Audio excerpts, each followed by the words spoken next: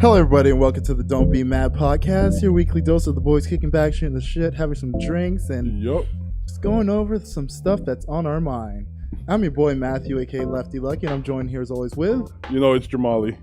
And we got Tyler in the background today, though he won't be on camera.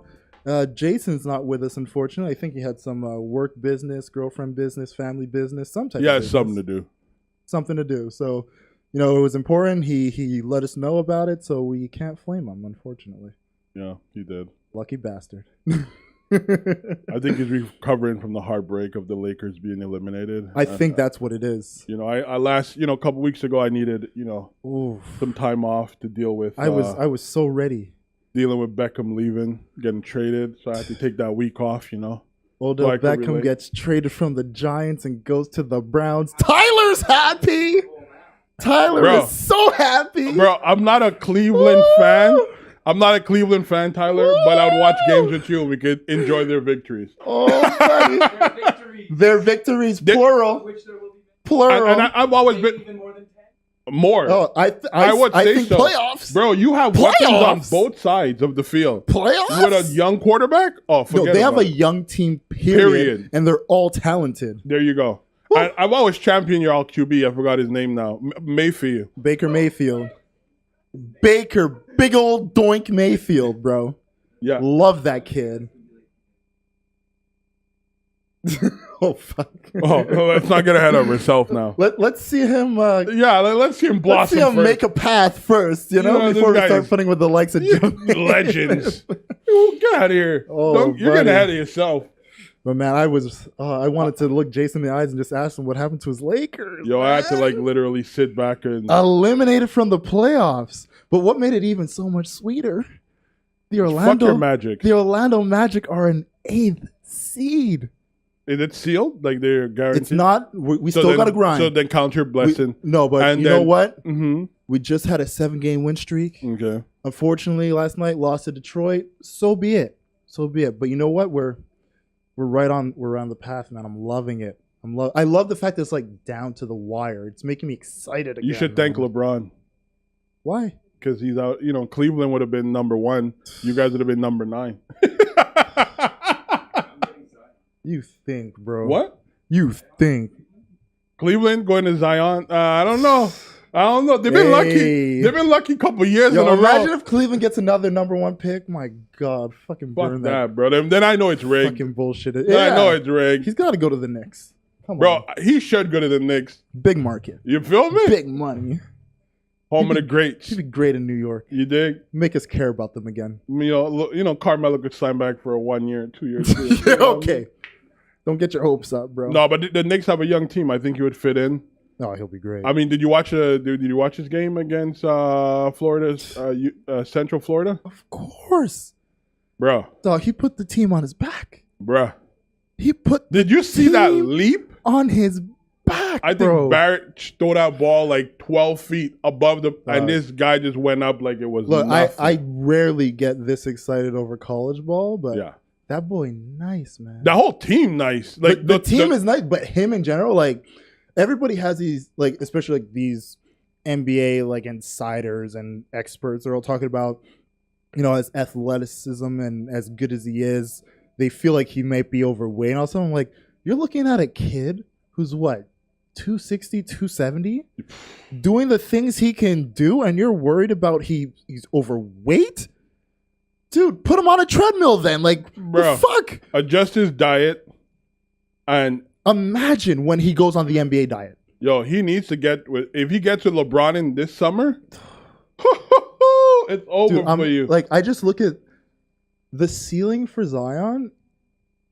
He's nowhere near it. Where's the ceiling? I don't think it exists. Boy, he's in a drop top. Biggie said sky's the limit. My friend, it's beyond that. Yeah, he's in a drop top. There's no ceiling. He doesn't know what limits are. He's on that Lil Wayne Lil Wayne, no ceilings, man. I'm telling you. Honestly, and I like the fact that that team seems so, their love for each other seems very genuine. Oh, when people were talking about, after the injury he got from his shoe exploding, right. He needs to sit out, just protect his career. I'm like, you gotta understand something about, college students playing on a college team, especially playing at Duke. You're with your friends playing a sport you love, you want for a school that you probably dreamt of going for your whole life. You are having the time of your life. And on top of that, you're only there for 1 year because you are 100% a shoo-in to be a number one pick. If by some weird chance he's number two, whatever. But guess who's going to go number one? His teammate. Most likely. Or Joe John Monata. Yeah, I know what you're talking about. But the guy from Murray State. Right. Either way, you're a 1 or a 2. You're a shoo-in. You want your 1 year in college to be as special the greatest as possible, fucking thing on earth. You are playing with your friends. You have a chance to win the NCAA championship. What? Sit out. It's not like the NFL, like college football, where unless you're playing for like the national championship, you're just going to a regular bowl game. Like, it's but you different. see, the thing too is why. Like, I remember initially we had this conversation, and I was saying to you, like, he needs to protect his money. You know what I mean? At the end of the day, like, that's what this game's about. Everybody's Let me in tell this you something game. about his Hold money. On. But he needs to protect that. But I mean, at this point, it's like he's not putting much wear and tear on his body because that team has so much facilitators and helpers that he could just slow down and still control the game the way he could do it without putting that exertion on his body. Oh, of course. And so, I'm happy. I wish they win. I do wish. I'm going for Duke. I hope they do. Well, go far. I've been watching damn near every single game they have, and going back to like his money, the greatest thing that happened to Zion, period, was that shoe exploding. I agree. Because now it's Nike looking at him like, this is on us. Yeah. Let's make it right. When you are not graduate, when you're done, when you get drafted, we got $100 million waiting for you. But I think that number just went up, buddy. Because I'm sure Adidas it was probably 20 million. Add 80 to it. Like, I'm sure it's more than that because now everybody, like, obviously all the competitors are going to, even down to Puma, is probably in his ear. Look, unless the competition really shows up and like they start throwing numbers like Adidas, Puma, Under Armour, unless they really start, what's Nike saying? We can give you this. Like, look at what happened when you wore their shoe. Yeah. Has anything happened to us like that? Right. Dude, you let the bidding war happen. Yeah. And you just wait for that cap to hit, give it a week and say, I'll sign. Like, the greatest thing that happened to Zion was that shoe exploding, man. Wow. The greatest fucking thing. But he's a fucking monster. Oh, man. Like I said, I rarely allow myself to really just feed into honing in on one player, but it's so hard to watch this kid play and not just get excited. Like, you're excited. You love his energy. You love his tenacity. Like, he gets on the court, you have to check him. But then even doing that, it just makes him play better. But even just that, I feel like he's one of those players who have such great control of the game, of his behavior. He's just like a well-rounded individual. Yeah. Like, I feel like if he wasn't playing sport, he would still be a decent human being. Yeah. Well, a lot of people make the comparison of like Zion to how like Blake Griffin when he was at Oklahoma and how the way he was, where he was bigger than everyone, very physical, but fast for his size. And he had that presence of mind to be like, I can control this, but at the same time, I can get it incorporated with all my teammates. And he just had that IQ that surpasses most people at that age. I mean, thinking about that Central Florida game, did you see that effortless left hand one bounce? He threaded the needle in such a small, like, it was so, like, and it was a good, like, 20, 30 yards. Yeah, it was beautifully done, effortless, like, coming off a crossover in one motion. I was just like, man, that kid nice. He's nice. That kid nice. Like, I think, like, if there was a second coming of LeBron or a player like LeBron, he's here. Generational talent, man. Bro, I just feel like I love it. He's gonna bully a lot of people. I love it. All right, we got to start how we always start, though. We kind of went on a little tangent there because that boy nice. But how was your week? How's the mental health, man? It's been good. It's a good week. How was your 2 weeks? Because we took a week 3 off. weeks. That's true. 3. Yeah, it's been 3 weeks. How was your almost month? it was a good period. I think I needed it. You know, I had to deal with, like I said, my Giants making some dumb decisions, or at least questionable decisions. Very questionable. I hope they're making this because they have something coming on the pipeline that we don't know about. Like, I thought the Broncos picking up Joe Flacco was bad. Like, I thought that was horrible. But the Giants trading away Odell, I feel good right now. Like, we're not the dumbest in the pack right now. I mean, I really hope, I feel bad for Saquon. I do too, because now he's going to be running the ball 40 times a game. Unless there's somebody crazy that we don't know about that's. I mean, don't hold your breath. I don't know. There aren't many people like Odell Beckham Jr.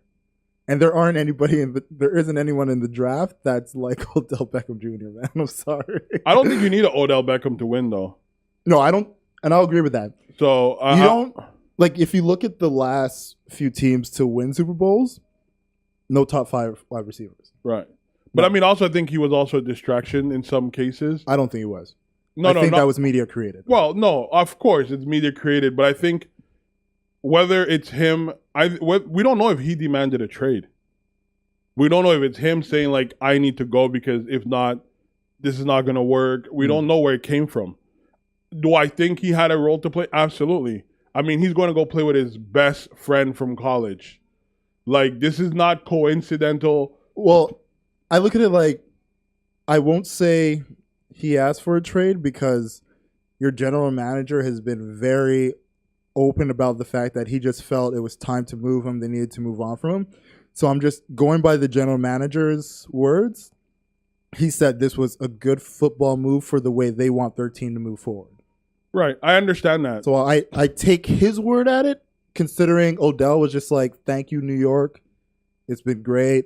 I'm going to go play my boy now. Right. But I just think that's them being politically correct. Like, I don't think both parties want to leave on any negativity or anything. So I'll be surprised if it was said otherwise. I mean, Odell didn't make a big thing about it, which was smart. Why would you? You're literally going. You got what you want. You get what you want. Plus, you're going to an up and coming team where, like I said, you have a young core talented team. You have a quarterback that is fully capable of getting the ball to you.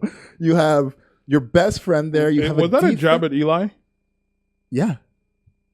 Look, I like Eli, but let's keep it a buck. So I'm not going to diss him. Yeah, and he's done his job, but the fact that this team, I feel like the team has held on to him longer than they wanted to because of the way they shafted him with Geno Smith. When they basically broke his starting streak and put in Geno Smith as starter, that was the telltale sign that now you have fucked yourself with anything in the future with Eli unless you literally trade him in this offseason, which they didn't do.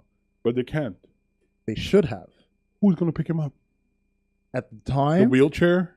At the time, the Jaguars were the best position for him to go because you had your old coach who's the manager over there. But they don't want him. Well, they don't want him now because they just got rid of Bortles or he's a second string. I can't remember who they picked up though. Yeah, they picked up somebody. I don't remember exactly. But either way, it's like the window of opportunity where it's like we can make a trade. Maybe even if you took Bortles or made a pickup and allowed Geno Smith to keep going, even though you knew like we're just going to tank it at this point. The draft that I believe this was 3 seasons ago, 3 seasons ago, yeah.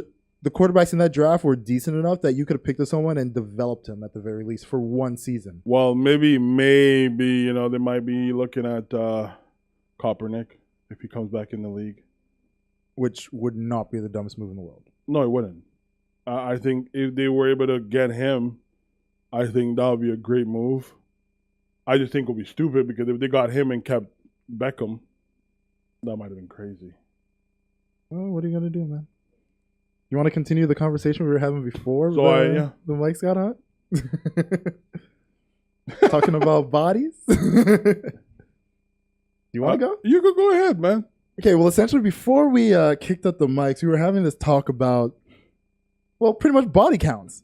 Does body count matter? Men body counts, women body counts. Does it matter? If it does matter, how do you approach it with your partner? How do you broach the conversation? And I'm on the side of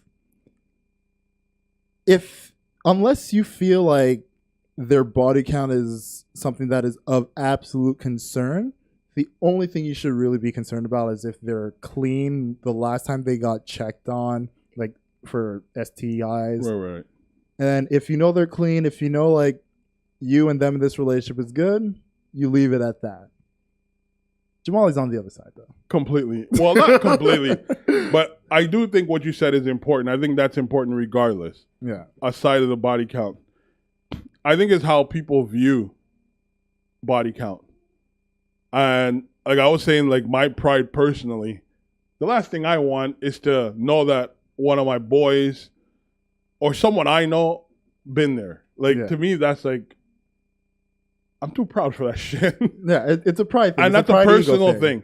It's an ego, probably. It's a pride ego thing. Right. Man. But I also think it comes down to how you go about it. I think like we were talking before, like if you're 29 or in your 20s and you're female and your body count is in the 30s, we have to start questioning and whether or not you have a serious relationship. But does the same thing apply for a man who's like, let's say 25 and their body counts are in their 30s? Right.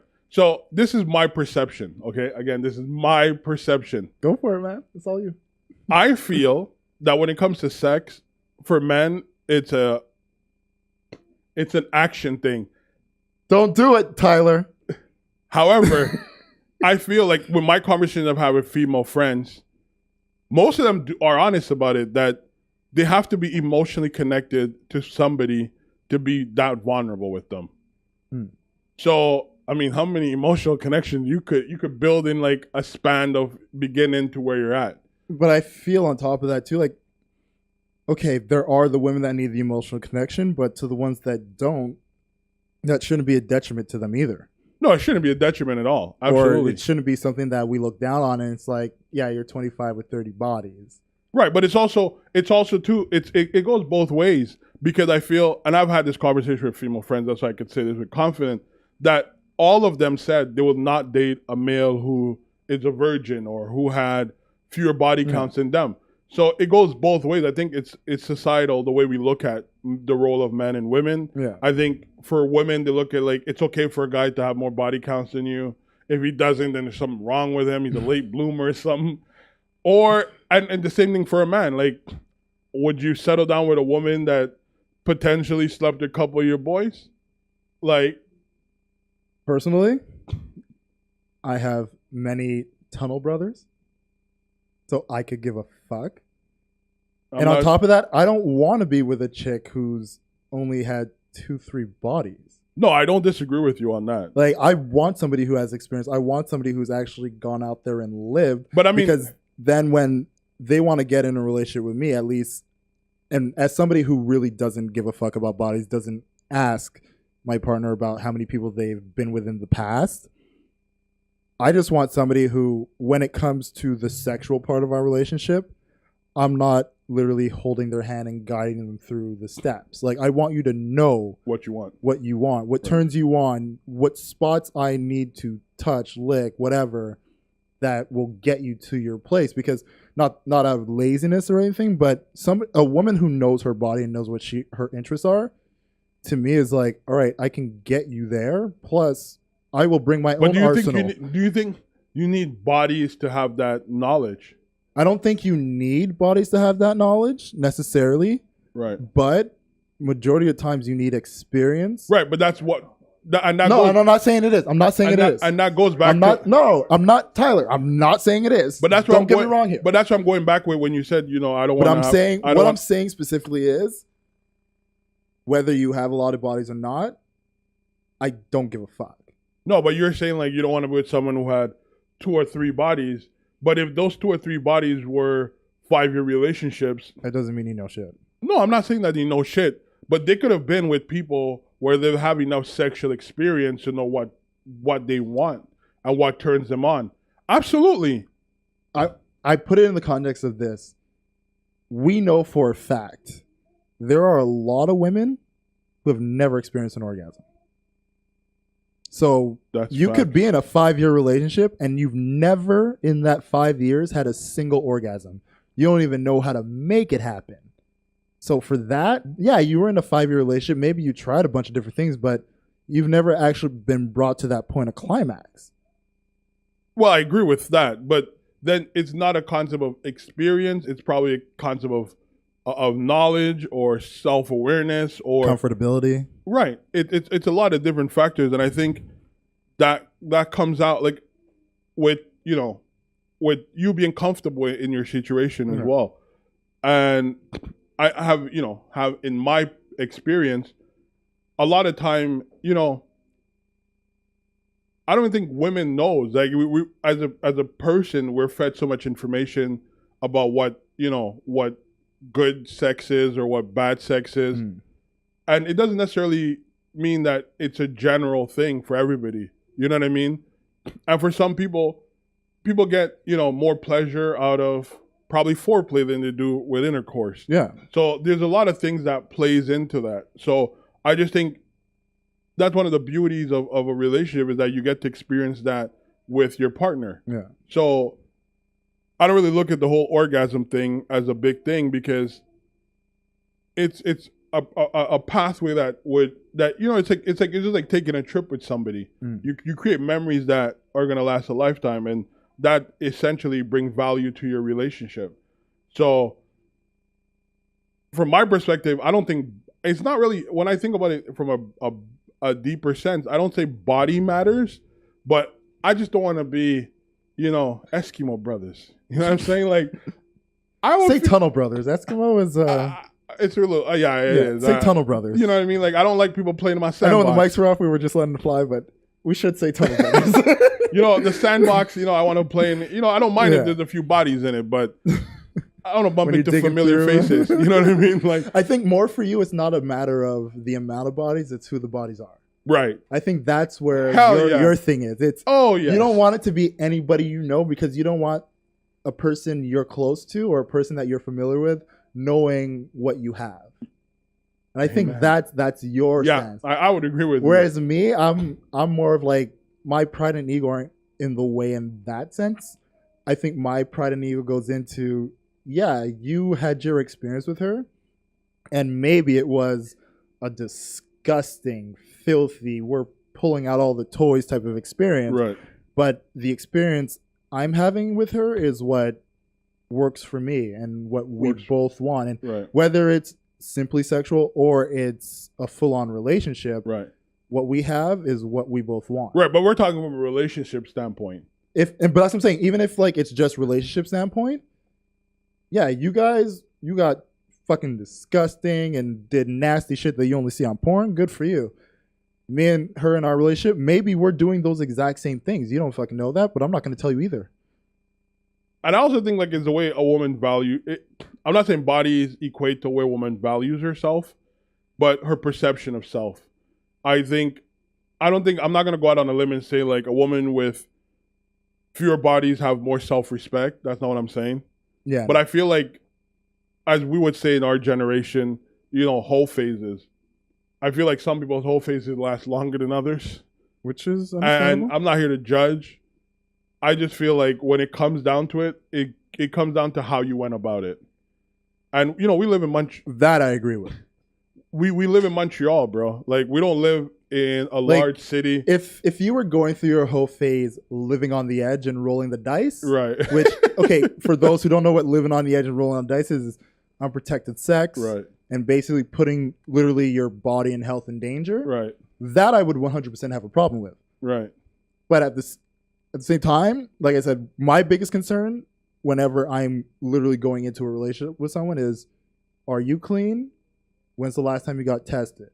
And then even before we do any type of sexual activity where we're not using protection, the both of us will get tested. Right. Either we do it together or you do it with your doctor or I do it with mine. Nah, we're going to do it together, motherfucker. But and power to you, but what I'm saying is like, maybe your doctor won't accept me because your doctor only deals with right. I get what you mean. XYZ, we can go to the hospital together. Exactly. Point is, until that happens, raw sex ain't happening, boo boo. Like I'm fuck that. I don't know. I agree with all of that. But that's for me. That's my hard stance on that. Right. Because as far as the amount of people you've been with, as long as you've been safe about, and then on top of that, you can prove to me you are actually clean. There's no reason for us to take that leap. Like, it's not going to happen. I will spend all the money on condoms until I know we can cross that line. No, for sure. You have to. And that goes without saying. That doesn't even come down to body counts. That's just being. That just being. Huh? They're expensive, man. Right. No, but it just comes down to being mindful. I just don't know. Like I don't know. I don't think I would ever want. I don't really would ever want to be in a relationship with a girl that I truly love. I'm thinking long term, and then find out, one of my homies hit, or it also comes down to the way it happened. You know what I mean? Like if I find out through somebody else other than the person I'm with, that's a problem. Okay, like how would it be easier on you? Let me give scenarios. Let's say they were at a party. They were drinking. They just kind of clicked and had a chemistry, and it was like a one night thing. Used protection, and then after that, they were just like, "Well, we had fun, and we move on." Would you be okay with that? Or, right? Let's say it was a matter of he pursued her. He was constantly going after her, like went on a couple dates, things of that nature. She finally was like, "Yeah, let's go out. Let's see where it goes." End up hooking up like that. Right. That's another one. Right. Or she pursued him, and like just flip. Right. roles. Or flip the script. Yeah. We flip the script. Which scenario would you look at it and be like, well, you know what? I'm okay with that.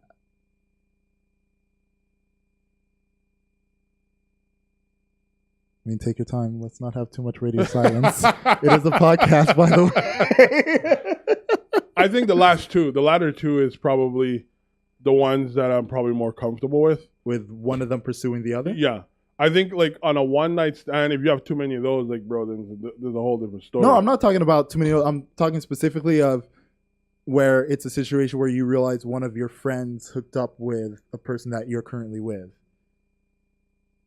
It's not like this is every single time. Right. I would rather he pursued her and then it didn't work out, or she pursued him and it didn't work out. See, for me, I would prefer it was like you guys kind of met up, you had a little thing that clicked, you hooked up, and then after that you were done.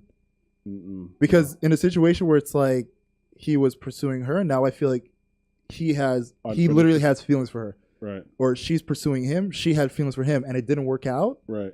That to me would be more bothersome. It doesn't that wouldn't bother me as much. I think also it comes down to a bit. I'm maybe old school with my mindset, but I feel like that's. Oh, you're just not down with the one night stand thing. If I'm a participant, I don't mind. I'm hypocritical. I know.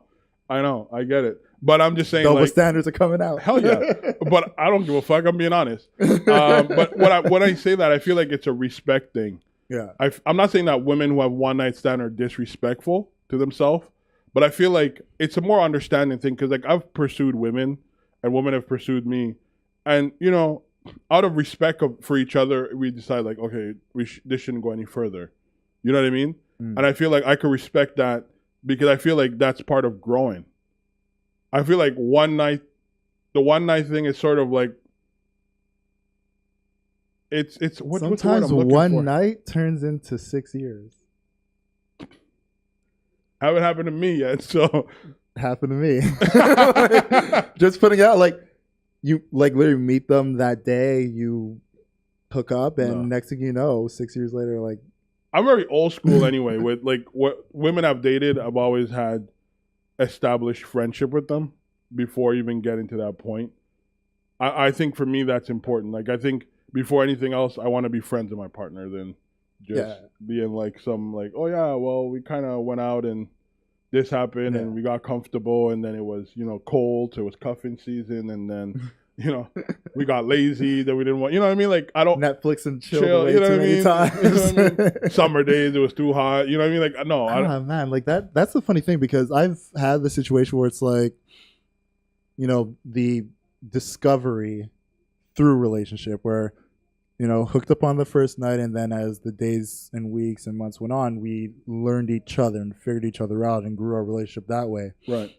And I've had the opposite where it's like you've known a person for like a few years. Like you have sort of an ins and out of who they are as a person, and they have the same for you, and that relationship and how it goes. And I feel like when you feel you already know someone, it kind of gives you preconceived notions of how a relationship's going to go. Or sets expectations. Sets expectations. Right. Whereas if you're literally in a situation, and even if like you didn't hook up with them the first time, like maybe you met, you clicked, and you were just like, I know I want to be with this person, and you get to that point where you're like, yeah, we want to be with each other, and you discover each other. Right.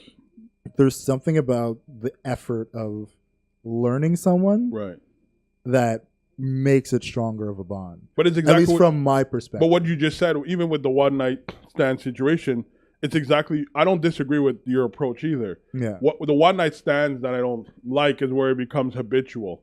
Yeah. And there's no effort put into like getting to know each other. You guys just together out of default. Yeah. But what you explained, it was clearly like we hooked up, then we kind of build a friendship as we build a relationship. I think that's pivotal. The ones I don't fuck with is the ones where it's like out of convenience. You live the closest one to me, the one who's willing to come outside when it's raining. You know what I mean? I really couldn't deal with that. Call the Uber for her, bro. Call the Uber for her. But I'm just saying, like we all have that one chick that, if it's raining, it's okay. Like they're gonna still move. Like your umbrella works. Yeah. You know what I mean? We all have that, and then you all have the other ones that are like, nah, bro, it's raining. I'm not leaving my house today. No. But, you know what I mean? Like it is what it is. No, I feel you, bro. But that's just how I see it. Like I feel like friendship is necessary, and I think the way a woman carries herself is also pivotal to that. Because a lot of girls could have a lot of body, but they carry themselves in such a way that, as a man, you have no choice but to respect it. And I think and that's the thing. As a man, you're gonna look at a woman regardless of what her path is, and I feel like you should accept it, and in accepting what her path is, make your decision. Right. Don't play games. Don't do like. But I also think the way she carries herself plays a role in you accepting it. I think if you meet a girl and she carries herself sloppy, and I mean I'm not talking just a physical sense, but I'm just talking in any level, right? She carries herself a bit sloppy. You're gonna be questioning it, as opposed to if this girl has the conversation started with a body count situation, but she carries herself well. You know what I mean? You have no choice but to say, well, it's a phase, and you have to accept it. Yeah. I just, Well, going off on that, I feel like a lot of times for guys at least, because harping on women this whole time, like looking at the man side, know what your place is and know what you want, what you're looking for. So regardless of where she is, you got to be able to go into that situation and be like, this is what I want, this is what I'm looking for. I know this is what you're going through, but if it doesn't connect with me, then it's not going to work. Clearly. Which men don't do too often. No. I find a lot of men now, especially in our generation, and I find even the younger ones, I feel like men don't step to the plate enough. Nah, they don't. They don't step up. They don't. And they like to stay in the batter's box and just swing. Yep. But when it comes to actually going up against the pitcher, nah. They're like, who's next? Yeah. Nah, not me. I'll go to the back of the line. You know what I mean? I think that's also, messed up. Like it's really one of those things that I don't like, the idea of leading on people. I think that's also pathetic. Yeah, I think that's fucking trash. I think like, yo, bro, like you can't do that. You know what I mean? Especially like if I know what I'm looking for, and I know, and more often than not, a guy knows exactly what he's looking for. They're just too fucking pussy to actually admit it. But I also feel like it comes on both sides because I feel like a great pour, huh? you still got a little drip in it. Came through dripping. Drip. No, I just think also when it comes to like our generation, I find like women and men equally play games, and that's something I could never respect. That is true. I feel like, you know what? There's nothing wrong with a woman being the first to tell a dude how she feels about him. I think I respect a woman more for that reason than, the girl who's gonna play hard to get or she's gonna be like, well, he has to make the first move. and then you hear about it later. Like, oh, well, I was feeling this way about you, but you never really did. Oh, no, you only hear it when you're actually seeing someone else. Yeah, of course, right? Because I've never been the person who's been shy about saying how I feel, and like I'll put it all out there. Like if I want to fuck with you and literally just only fuck with you, then I'll let you know that. If I want more with you, I want a relationship, I want to build with you, I'll let you know that. Like I am one of those people who's like, I have like a bad habit of the 2-week window. I want to hear what this is. Go ahead. And like it's literally like my worst habit where in 2 weeks, if usually within the first few days, I'll tell you exactly what I'm looking for. And then after 2-3 days, you have 2 weeks to either get with what I want or I'm out. Get with it and get over it. Yeah, like straight up.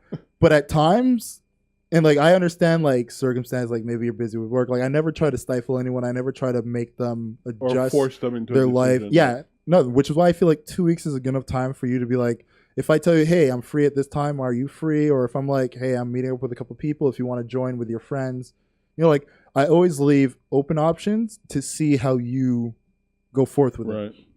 But if there's no effort on your end, I pretty much get my answer, Right.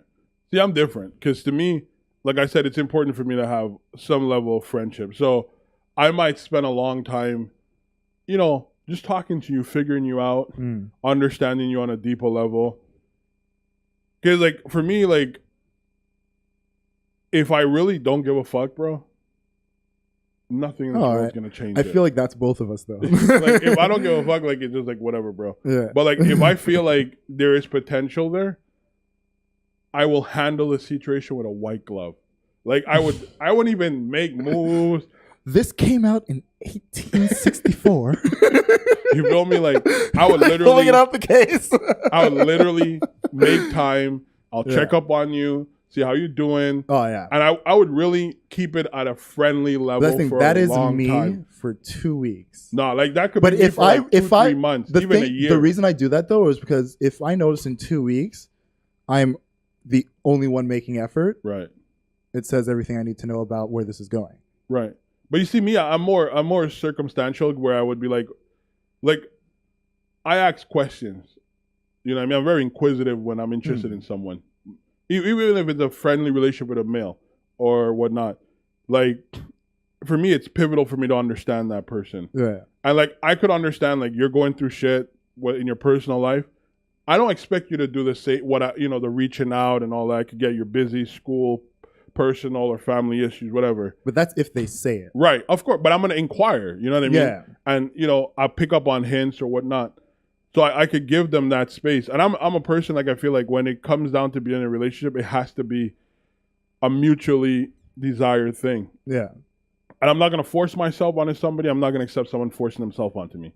Exactly. And I feel like, because I'm a relationship type of guy. We all know that. Huh? We all know that. I have... With your horse! Or my horse. This guy. No, I mean... I'm playing, okay? I'm playing. I mean, we all have our days, you know what I mean? But I just feel... God. But, Not while I sip. Huh? Not while I sip. I mean, we have our days and we have the females in our life that plays roles. And oh, of course. That's it. It's important for them to know the role they play too. So I think honesty is the best policy in any relationship. Like the first part of building a relationship. Yeah. Because without honesty, you don't have trust. You don't have anything. No, dude, honesty is like the one thing that allows my 2 week thing to work.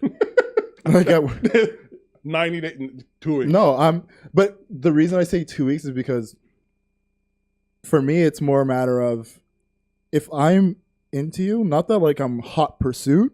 Right. But it's more like I'm a busy person. Like I work 5 days a week. I go to the gym. We do the podcast. Like I have friends that I like to hang with. Right. You have a family. You have not a family personally, which by you, but I mean you got your family. I got my family. Nieces, yeah. It's like I'm not somebody who's sitting at home twiddling my thumbs. Right. So with that, I don't think anybody that I'm pursuing is sitting at home twiddling their thumbs either. I hope not. The only thing I look for in 2 weeks is conversation. Right. How How is it going? Am I the one who's like basically carrying a conversation to the point that my back hurts and I gotta go to the hospital? Right. Or is there like a back and forth? Is there banter? Is Right. there information being shared? Like, is it fluid? Right. Or you finding deeper connections. Exactly. Right? And then on top of that, is there any anticipation? And by that I mean, like, have we made plans? Right. Have those plans been respected? Right. Are we looking forward to anything together? Like things of that nature. So right. if those things aren't happening, and then it goes into what you were saying before, where like life happens. Right. Have you at the very least said, like, it's a hard time, like maybe work is stressing you, family stressing you, whatever right. it is, be open and honest about it. If you're not doing that, then you not being open and honest enough to be like, it's busy for me, it's not going to be that easy, we can't make it work right now. Right. That lets me know there's no interest on your side. Right. And I also feel like as a male, we have a duty to be honest with ourselves. Like, we have to be ready for a relationship. We have to be, I feel like the idea of being in a relationship is not just necessarily to say I have a girlfriend or, whatnot. I think it really has to be a commitment that you take, something serious. So, like, if you're not in a good space either, I don't think it's then you healthy. Shouldn't be with someone. You shouldn't be pursuing anybody. Yeah, you shouldn't. You know what I mean? Like, you got to find yourself before you find someone else. I agree. I 100% agree with that. Yeah.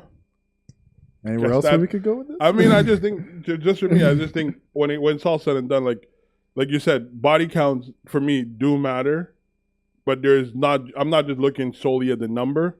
I'm looking at the circumstances around the number, and you know what I mean? Like that tells more of a deeper story. You can't just look at someone and be like, oh, well, a girl could have 5 bodies on that because 5 dudes give her the wrong impression and she trusted and, was fucked over.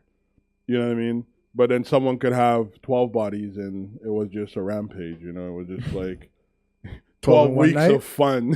12 weeks of fun or 12 in one night? Whoa. Hey, I guess you like football. I'm not here to judge the gangbang, okay? I'm here to judge that shit. I could never. I just hope you got paid. I don't think I could ever date a girl who told me she was gangbang, bro. My pride would be crushed. I would never. I'm sorry. You're just sitting there on Pornhub and it's like, wait. Hold the fuck up. Nah. If any of my videos are on Pornhub, it's not me. That's what Shaggy said. I have doppelgangers. Oh, Shaggy he was smart. It wasn't me. It wasn't me. It wasn't me. Even if you got caught on camera. You got to take it to the grave, baby. I don't know. I know there's a double standard for women and men. I hate to feed into the double standards. I hate to promote the double standards. Like I said, my biggest thing is just come to me with a clean bill of health, and I will come to you with a clean bill of health, and we can go get tested together and show that we legit have clean bills of health so we can not use condoms. Because them shits are expensive and them shits are trash. That's it.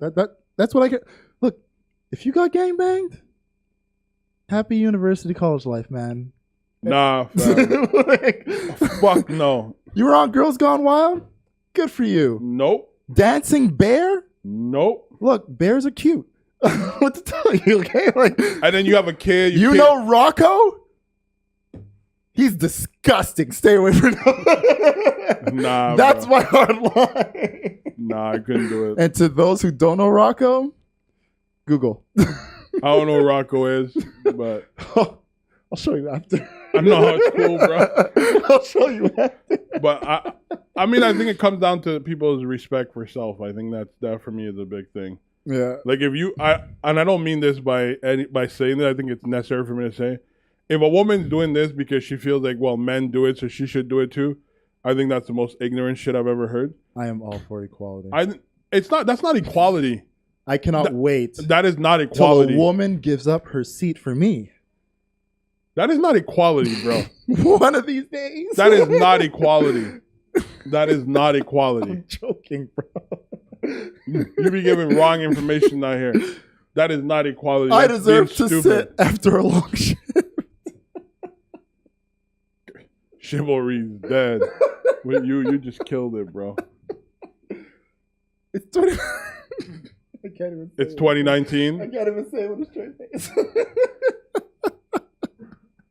So what, you want a girl to pull your chair out and hold the door and, what?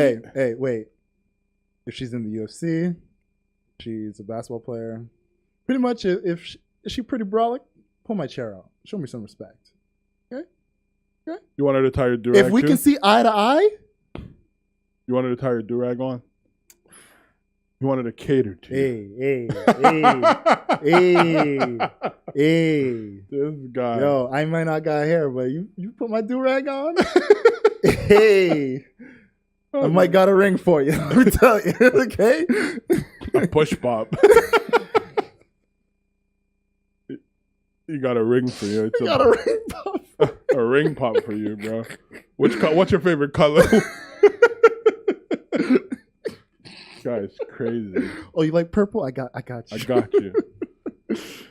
But I just think it's really healthy to have conversations as such. Oh, I know. I think it's you got to be honest with each other. Right. That's another thing. And I think you got to be honest. Women, if you're listening, don't think you could do what men do, bro. Like that's not, and a man can't do what a woman does. Oh, of course not. Like that's why Absolutely we're different. And the idea of being like, well, if a guy could go out and sleep with X amount of girls, a woman should be able to. I think potentially you're gonna end up feeling lost. You're gonna end up feeling because I feel like the one thing women don't understand about men when it comes to sex is we just need one thing that we see on a woman that we're like, that could work. Yeah. And that's it. Yeah. Which is why you see like hot dudes with, sorry to say it, some bust down women. Hey. There's one thing about her. There's one thing about her that he's just like, I love that about her. Right. And that's it. Like that's all he needed. Right. Men when it comes to sex, if you do something that makes her dick hard, we're willing to fuck. And I hate to break it to you, but that's what's disgusting about us. Right. Well, I mean, I don't think it's disgusting. I think it's natural. It's quite disgusting. No, it's natural. That is a natural reaction. Just seeing one thing and being like, I'm down to fuck. I think we're disgusting. I think most women, the moment they feel emotionally attached or they have some sort of emotion towards a male, that's also the same thing. I think for most women, the moment they get an emotional spark towards somebody, I think it's potential for vulnerability. I mean, yeah, it's true. Like we probably be more attractive to the outer things. Oh, some of us are attracted to the brain. For men, it always starts with physical. Right. But I think for a woman, it's as dangerous because once you make an emotional connection with somebody, especially for, dudes. You stimulate her mind. I don't know why you're going, bro. That mind sex is dangerous, bro. I just think... I'll put it like this. Think of the last time you were with a woman who literally, like, stimulated your mind. Fucked up. Yeah. Like, dude, we could walk outside right now. Like, we could hit pause, walk outside right now. Guaranteed. The three of us will see at least 3 women that were like, I'd fuck her, I'd fuck her, I'd fuck her. Right. But that one woman that gets in here, in your head, dangerous. For the people who aren't watching, they get in your head, those are the ones that you're just like, do I got to rob a bank? Who do I got to fight? Who hurt you? Because I'll hurt them. You know what I mean? Like, risk it all. Risk it all. Trust me. Risk it all, man. You will literally risk it all because they're in the head. Right. I think that's the part that I hate about dudes. Like, we know that, but we fight it. Yeah, we fight it. We fight it tooth and nail. We're just like we'll have that woman that does that for us, but we don't want to accept it because we know the second we literally like dive in head first to we lose control. Yeah. We lose full control. We throw away pride. We throw away ego. Everything. But we know doing that will give us exactly what we've been looking for.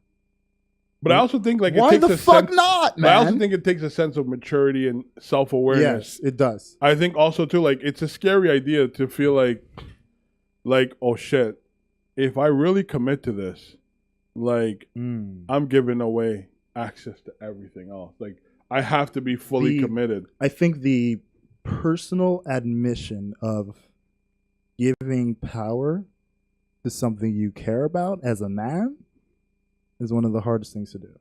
Absolutely. Especially since, let's say specifically for our generation, like we're Generation X or whatever foolish. We're like at that cusp of millennial. You know, we're the cusp of boomers, the cusp of millennials. We're in that middle ground of we understand both parties. Right. So we get that old school, like the man's got to be the one in charge and the man's got to be the one. But even in that section of time, the man in charge would always defer to the woman. But men were only in charge of certain things. That too. You know what I mean? When it came down to certain things, especially when it comes to children and household, not to say like women are supposed to be in the house, but when it came down to certain things, men were providers. A woman that was in control of that. Yeah, men were essentially the ones who we went out, we worked, we brought home the cash, we made sure whatever provide and protect. Exactly. Everything else was a woman's decision, monetarily and physically. That's what it was. She wanted a dishwasher of a certain brand. You get it to her. You gave up the power at home, right, to make sure you had the power outside of it, right. Whereas now, because and literally we're on that even playing field of women can get as many things as men can, except for equal salary. Well, hopefully one day they could. One day we'll see. They should. Not could, but should. And because we're getting to that point where it's like a woman can provide just as much as a man can. Right. Now that relinquishing of power is the emotional side. It's the relationship side. It's no more the material things of house and home. Right. It's beyond that at this point where hell yeah. The woman you're with, like I said, when they get in your head, are you willing to give up that ego and that pride to allow her to be that connection and that compass that you need? Right. And a lot of men struggle with that. We struggle with that because I feel like also too, like because of the mindset of, I think, modern women, like, which is dangerous because I feel like men and women are equal. And when I say equal, I don't mean we're equal in the same things. We both deserving of the same, of respect, love, admiration, and all that. But we also have our own strengths. And I think a lot of women nowadays, because the picture of men fucking women over is propagated so much that it's like for them, once they get into your head, it's like, no, I'm going to get even. And so for a lot of guys, it's like, well, if I allow that, I'm being vulnerable. I think when people have malintent or have experienced something negative, it often, it's a pushback. It's a fear. Right. It's a pushback. You have to. Yeah. You know what I mean? A woman is the same way. And so for me personally, like, I've allowed women to get in my head. And I've learned a shitload. And I'm grateful for those women. You know what I mean? I wouldn't be who I am without those women. I could give them props all day, every day for that reason. But I feel like if you know you're getting to someone's head, you have to have their best interest at heart first. Yeah, first and foremost. That's very true. And I think it's dangerous when we use that power to manipulate to get what we want. I think the more we do that as a society, the more broken we become. I can speak from personal experience from both sides of that. Like, my best friend, a woman, she literally knows the ins and outs of my whole life. Like, she's that one person outside of like my therapist who anytime there was anything, I would go to her. Like, I knew I could talk to her openly and I knew I could do that because there was never judgment. She never heard anything I said and condemned me for it. She would just give complete unbiased opinion because she's somebody who goes to therapy as well. So we could talk to each other on a level where on that level, right? It was an understanding of, you've been here before, I'm here now. help me figure this out, on top of the fact that like we both have our therapist that we talk to about these type of things, Right. you know? And for her, I'm forever grateful, because I know any time I could just give her a call and be like, yo, I'm having an anxiety attack. Like, this is Right. happening right now. Like, can you like help me out here? And she will 100% drop what she's doing, and likewise for me towards her, you know? But then I've also had like another female person who I let in, and they literally took advantage of that. Oh, hell yeah. And at first it feels like help because they're listening and they're giving you advice, sure. but then you realize the advice they're giving you is actually destroying the things they're trying to save. Right. Because they're trying to just essentially detach you from those things, Right. and keep you to yourself. And it's such a dangerous thing, because for men especially, when you build that trust to a point where you're willing to let them in, And you think get once they're violated. in, Yeah. they're not going to violate you. And Right. you don't realize they're going to violate you until it's a bit too late. Oftentimes, it's way too late. But I say all that to be like, you have to be willing to take that leap. Oh, I think you have to. But like you do it with the understanding that it can go either or way. Right. But at the same time, be very perceptive of the way the person that you let in is working their way with you. Be mindful of those things, of course. Yeah, like it's just, you got to pay attention to it. Like it's always little subtle things that oftentimes, if it's negative, it's built in a guilt trip.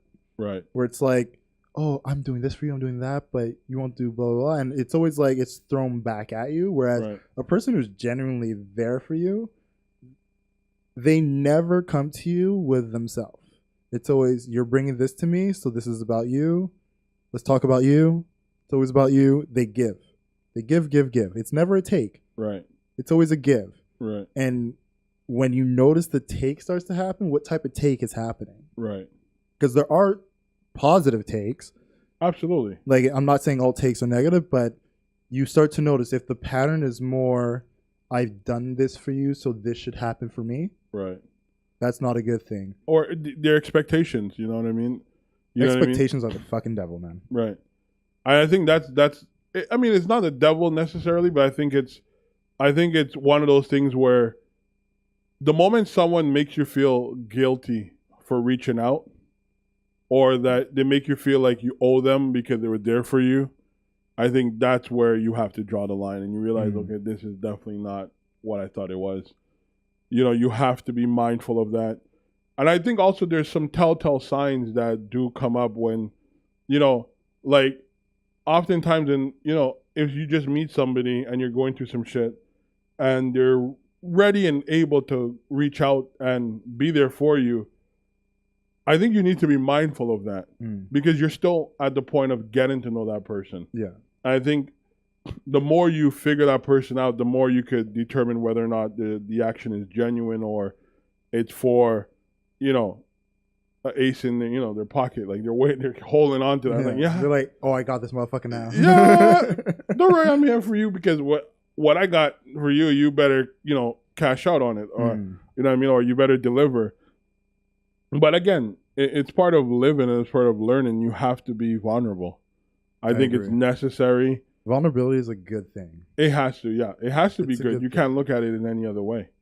Because it's self-discovery, right? Yeah.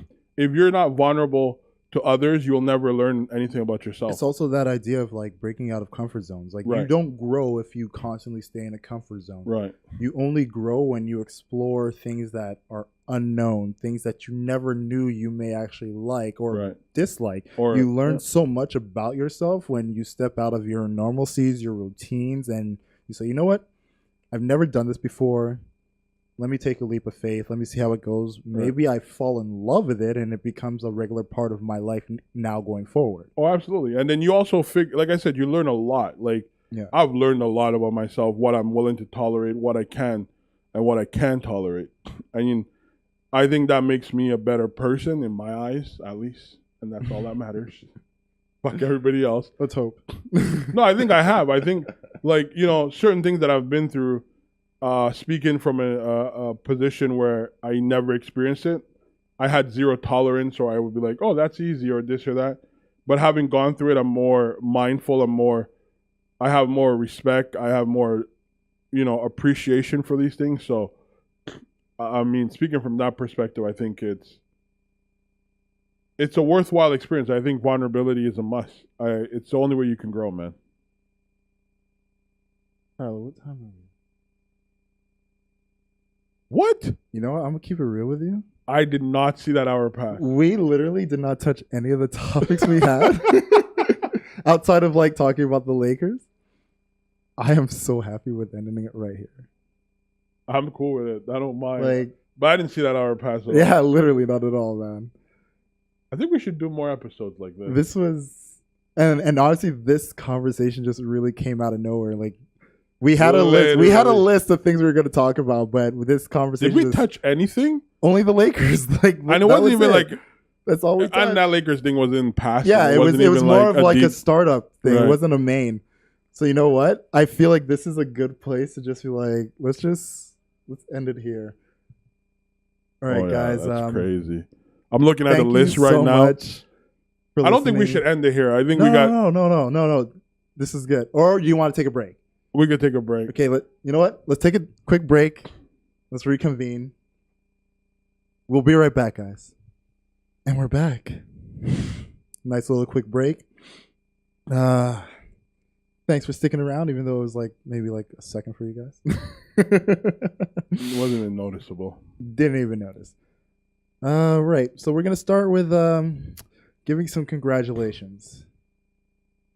Gronkowski. Only one congratulations on that document. Well, I wouldn't say congratulations. Say giving congratulations to Gronkowski on retiring after 9 seasons, 3-time Super Bowl winner. Yep. I think 5-time Pro Bowl? Pro Bowl, yeah. 5 or 6. He's had a great career.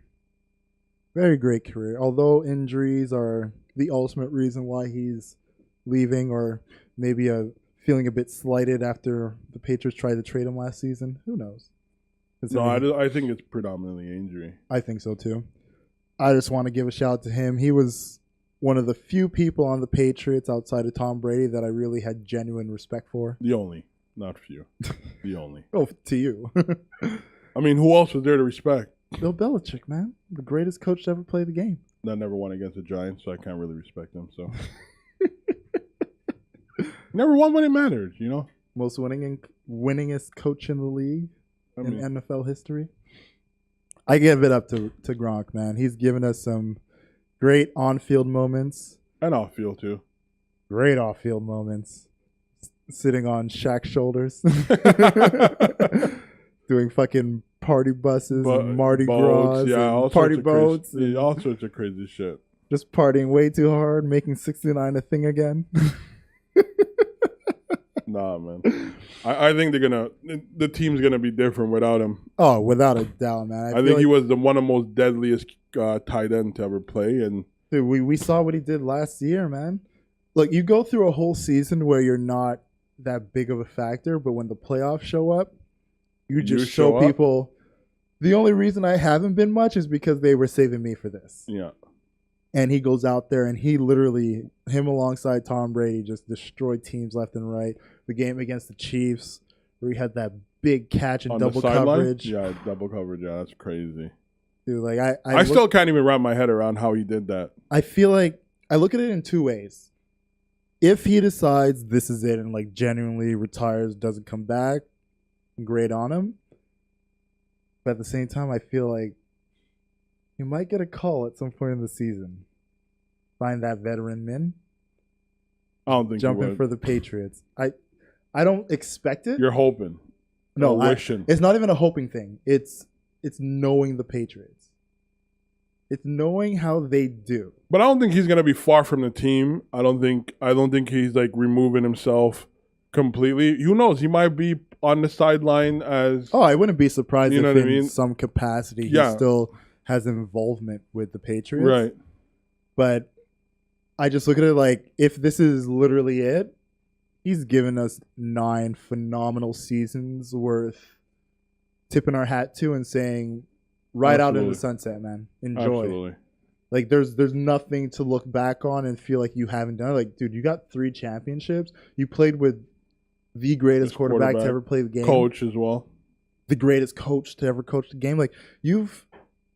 There there aren't many people who can say in 9 seasons they got to be with the best of the best. And not only that, he was with the best of the best, but he also was a pivotal role in winning his championships. Exactly. Like he wasn't just floating we know by. who he is. Right. He didn't float by. He was, you know what I mean?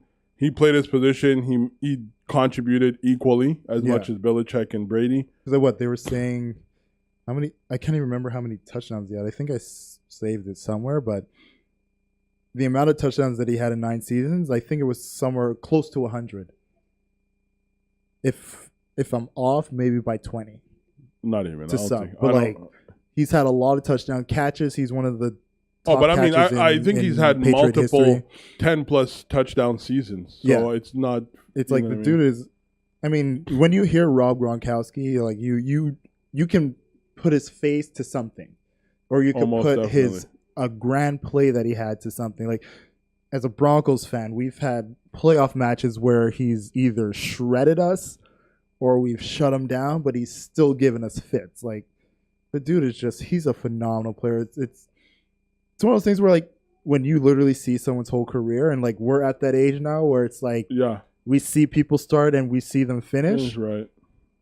He's one of those guys that I feel like for us at the very least, like the generation before us had like Tony Gonzalez and Shannon Sharp and like Emmett and Emmitt Smith. Like they've had those guys where it's like they saw them from start to finish. Like Gronkowski is our start to finish guy, who's like and have an impact on the league. Yeah, you deserve your retirement. You deserve to walk away from this in health. Like leave a year early rather than letting the game take you out or 2 years too late. Yeah, just leave early. Period. Not just a year. But leave when you know at the end of the day, the next thing could be detrimental. Yeah. And I think whether it happened next season or in 2 seasons, just don't allow it to happen.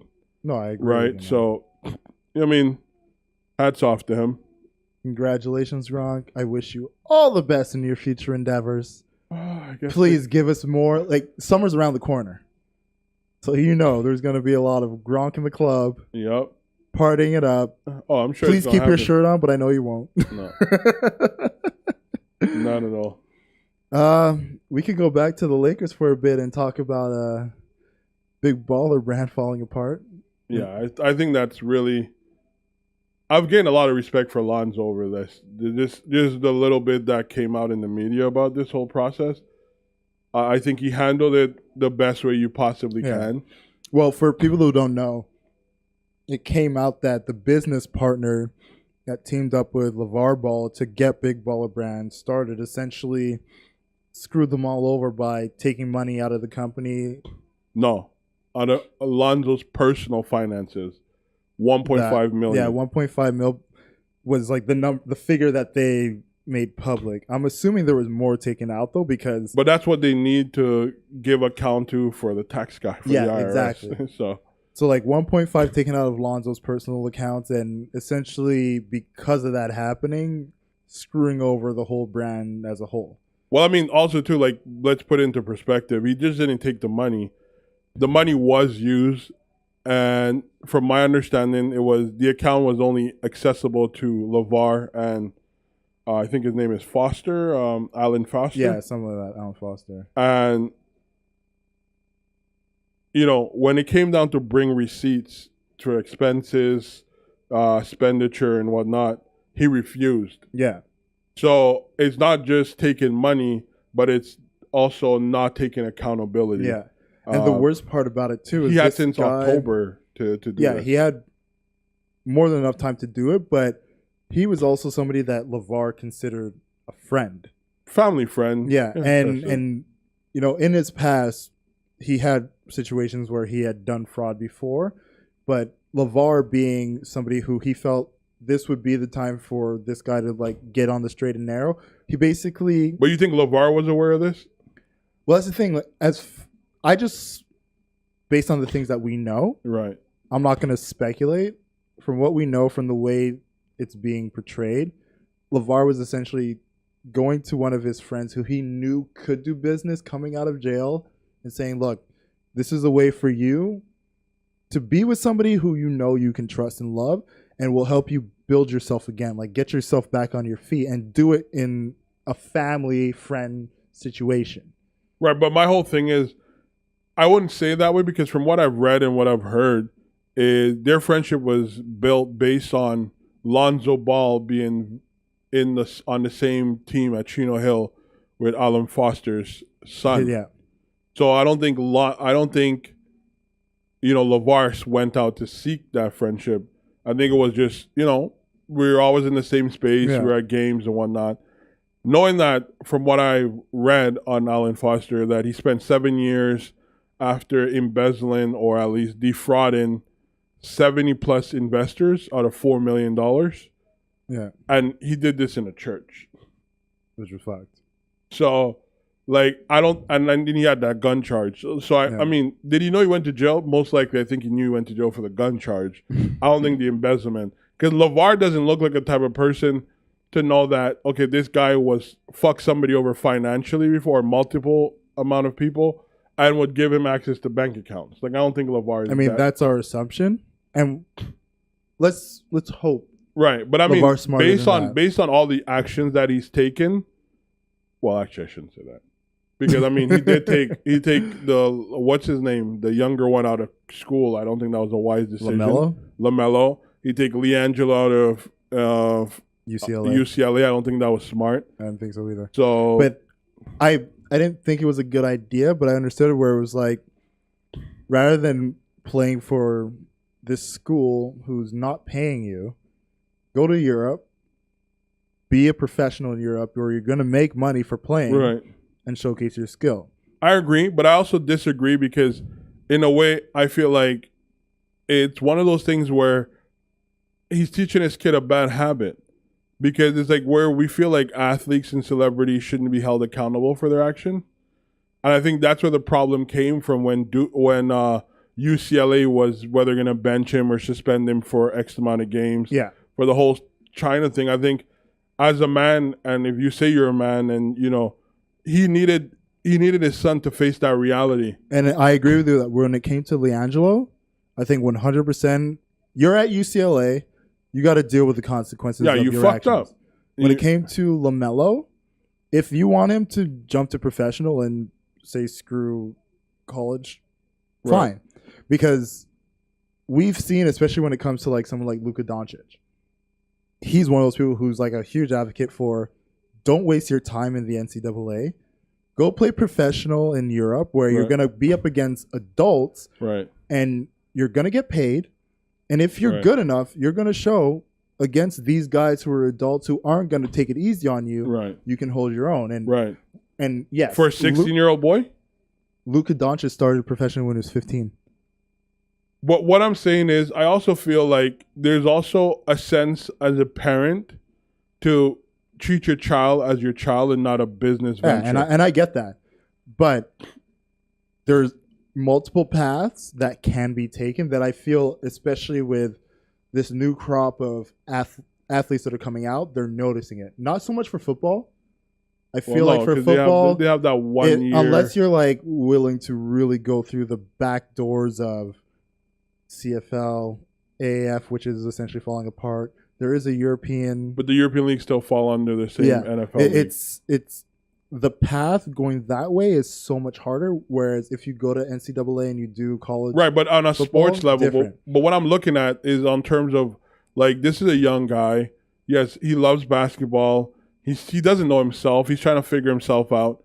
I think the last thing you should do as a parent is put in your child head that money is worth more than experience. And by that I mean, like, he's never going to be a child again. Let him experience prom. Let him experience graduating with his friends. And I think, like, you know what I mean? We see it with Michael Jackson. You know what I mean? Like, these type of children who gets put, Macaulay Culkin, you get put into a spotlight or a position where you become a celebrity and you don't get to live out what a sense of what normalcy is. And I think it affects you psychologically where you become almost a prisoner of your celebrity. And I think that's something that's very dangerous for him to have done. Yeah. And I mean, at the end of the day, it was good to see that LaMelo did go back to school. He played in Chicago. I forgot the name of the school. And, where this guy could have been like, you know, a number one recruit. He only has offer from like one school. And I mean, this is just what, ESPN and all these other. I think more that reasoning was because of LeVar, not so much because of him. Absolutely, but he's a child, so he's going to do what his dad says, right? Exactly. So I think like robbing your kid of those experiences, it's wrong because, yes, you may have an idea, but at the end of it, this is his life to live. Well, look, LeVar is also a person who said his kids would never get tattoos. And Lonzo just had to cover up a tattoo of the Big Baller brand. So, well, I mean about time. LeVar can say whatever he wants, but I mean, at the but end he's of been playing with that for so long. Poor JR had to like literally wear a sleeve on his leg because he had the Supreme tattoo. Which, fuck off, NBA, man. Well, I mean, they literally own your likeness, by the way, which is ridiculous. Like for someone to own your likeness is almost like scary. Keep it BX, suck my dick, bro. That's like literally slavery. Fuck off. That is slavery in a modern a modern twist. It's so ridiculous. But I mean, I'm glad to see Lonzo, and I mean, the three brothers actually removed themselves from the brand. It's not just Lonzo. It's all three of them said no, they're done. Yeah, but I mean, you have to at that point. I just hope personally that they're able to whether mend or maintain their relationship with their father. I think it's necessary. No, I don't. And that's the thing. I know a lot of people are saying they're equating it to they're breaking away from their dad. I don't think that's what's happening at all. Well, I mean, he did remove all the Instagram pictures and whatnot of his father. And yeah, but because everything was in connection to Big Baller Brand. True. Okay, I can see that. I think it's just a straight up, we're disconnecting from Big Baller Brand. Unfortunately, everything with your dad happened to have Big Baller Brand attached to it. Right. So if you're disassociating yourself from the brand, the biggest appropriator of that was your father. Well, Lonzo and 51%. I didn't know that until now. Exactly. So, which I feel like was his father's way of being like, you own this is yours. Unfortunately, the person controlling the finances screwed him. I hope they're able to recoup, though. I really do. I hope so too, because I know everybody has their take on it, but what LeVar was doing was essentially building something that was for his kids. Right. Generational wealth. That's the way he was trying to start. He could have easily put himself as 51% owner. But no, he put his oldest son as 51% owner because he wanted to be like, this is yours. And if I'm not mistaken, the other two sons were owners as well. Right.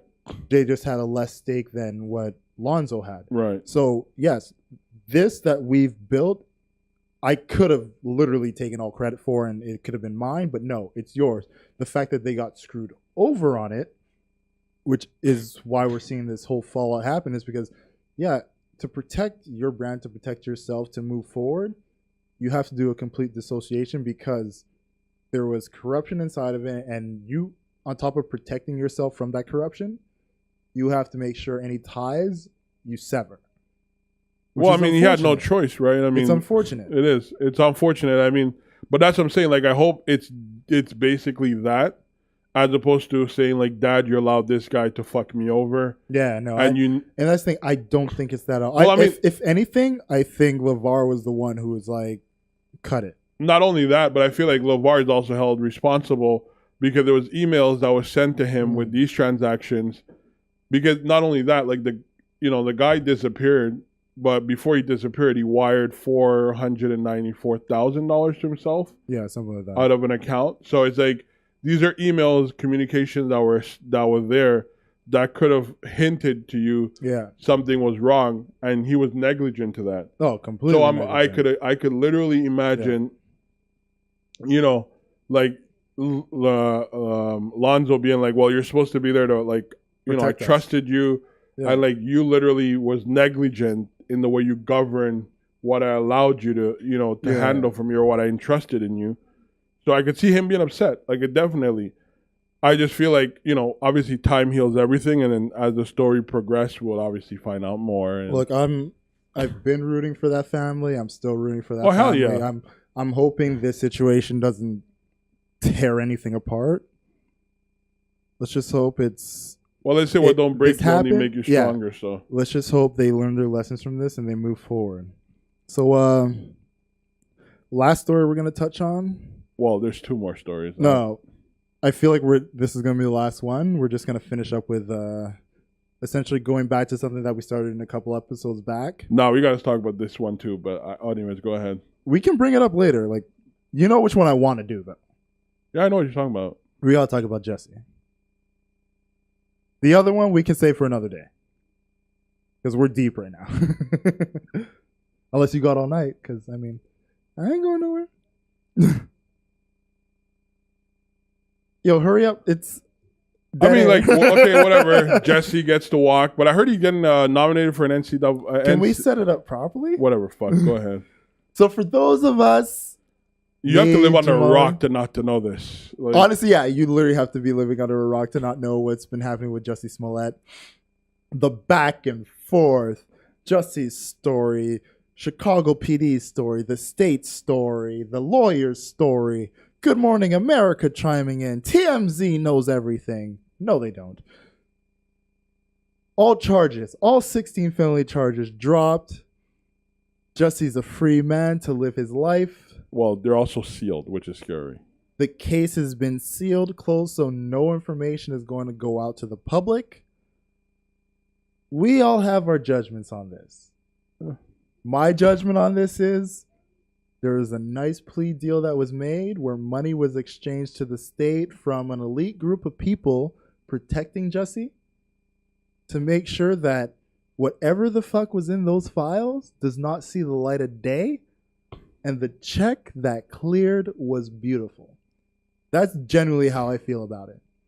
And I feel that way because you had people like Oprah, Michelle Obama, Lee Daniels, like big fucking names opening their mouth, putting their 2 cents in to let me know that when those 16 felony charges came up, none of that shit was going to stick.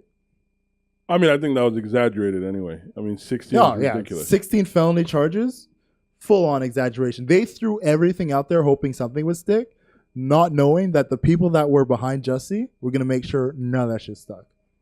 I mean, I could see where you're going with, or where you have that perception.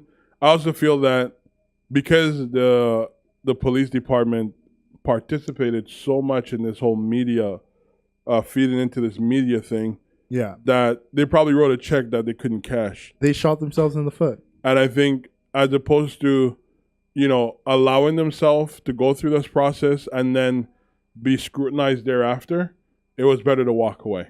Yeah. I think that's primarily. I don't think this was in Jussie's benefit.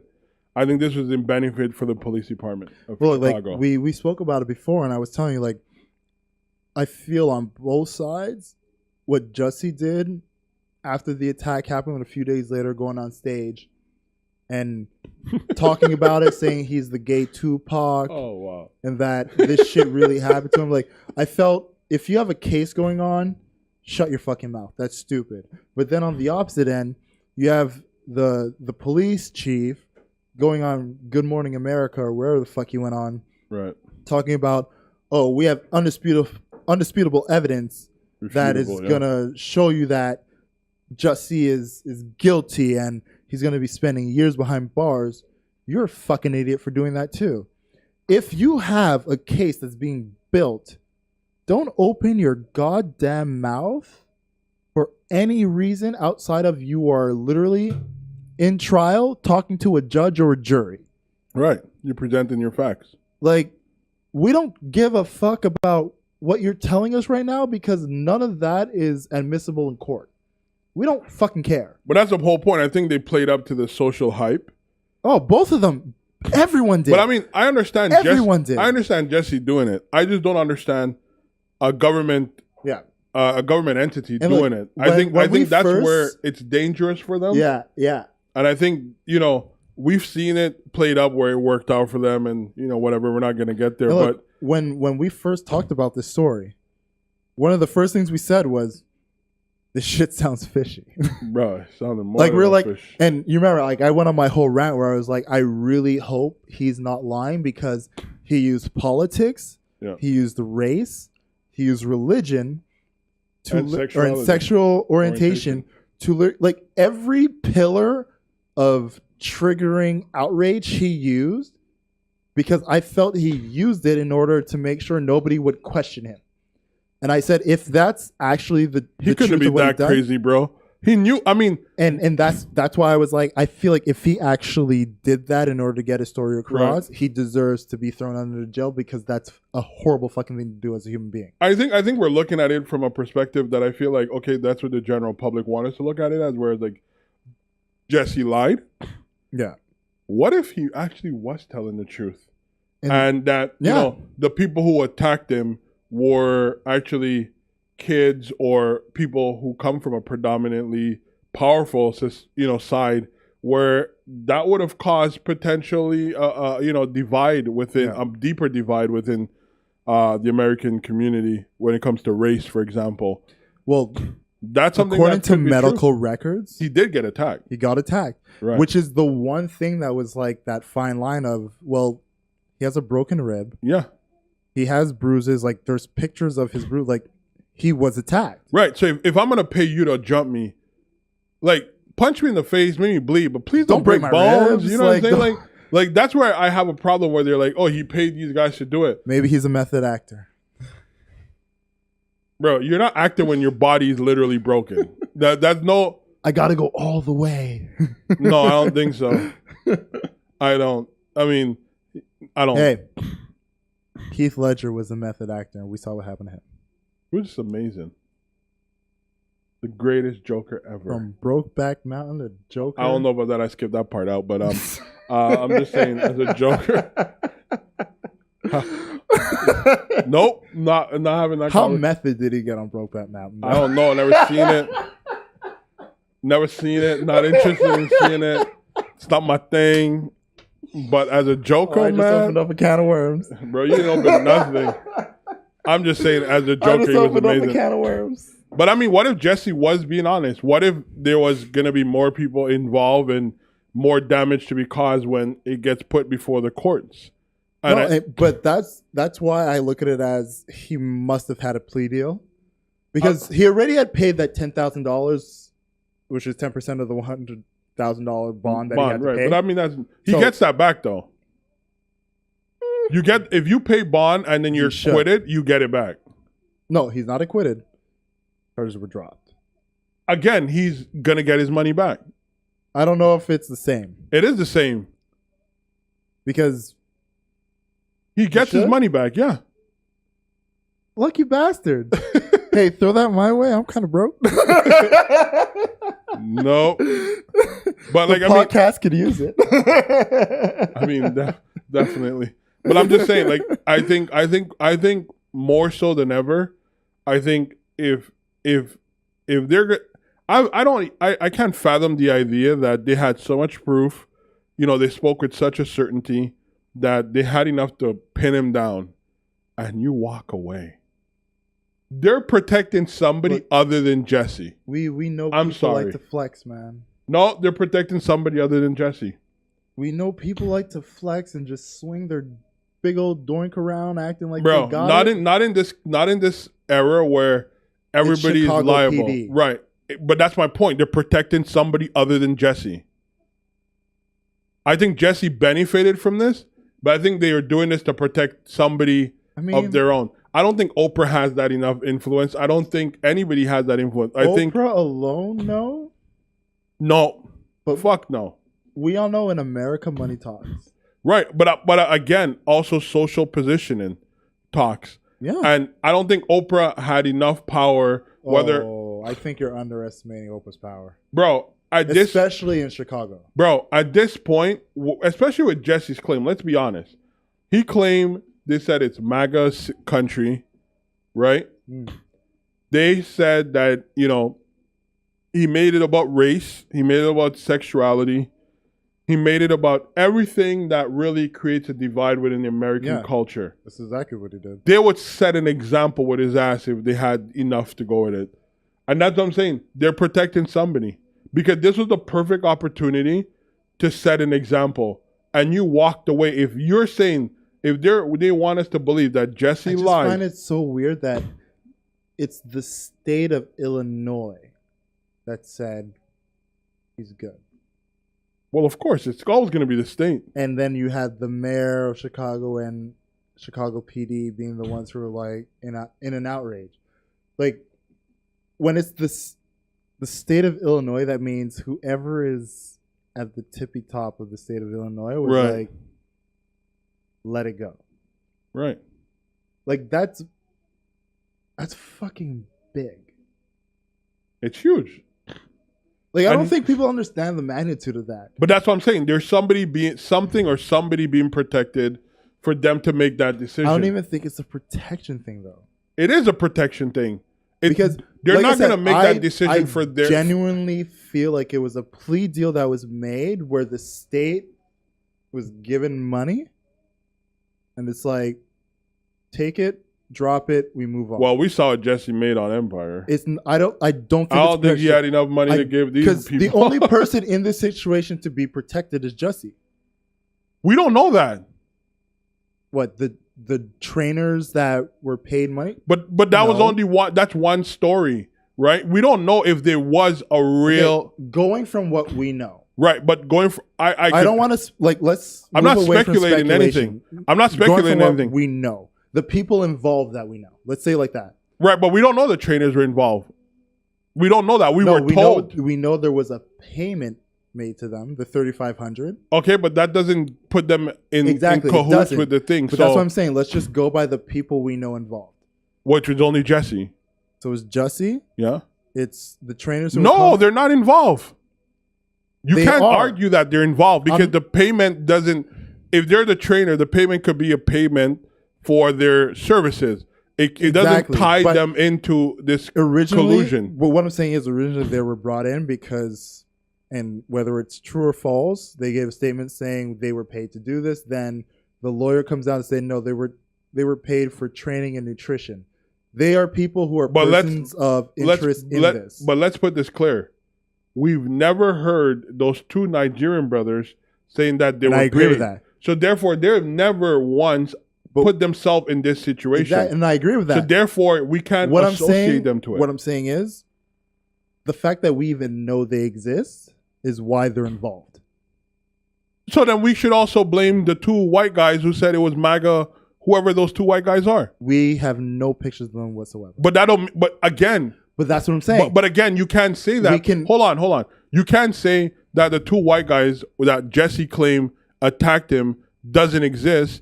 But because we can't put face to them, but we could put face to these two Nigerian brothers who we know are his personal trainer and receive a check from him that we can't say was for the attack or for their services. So we can't. They're not mutually exclusive. That's not what I'm saying. I'm saying the people we know are involved or have been brought into this.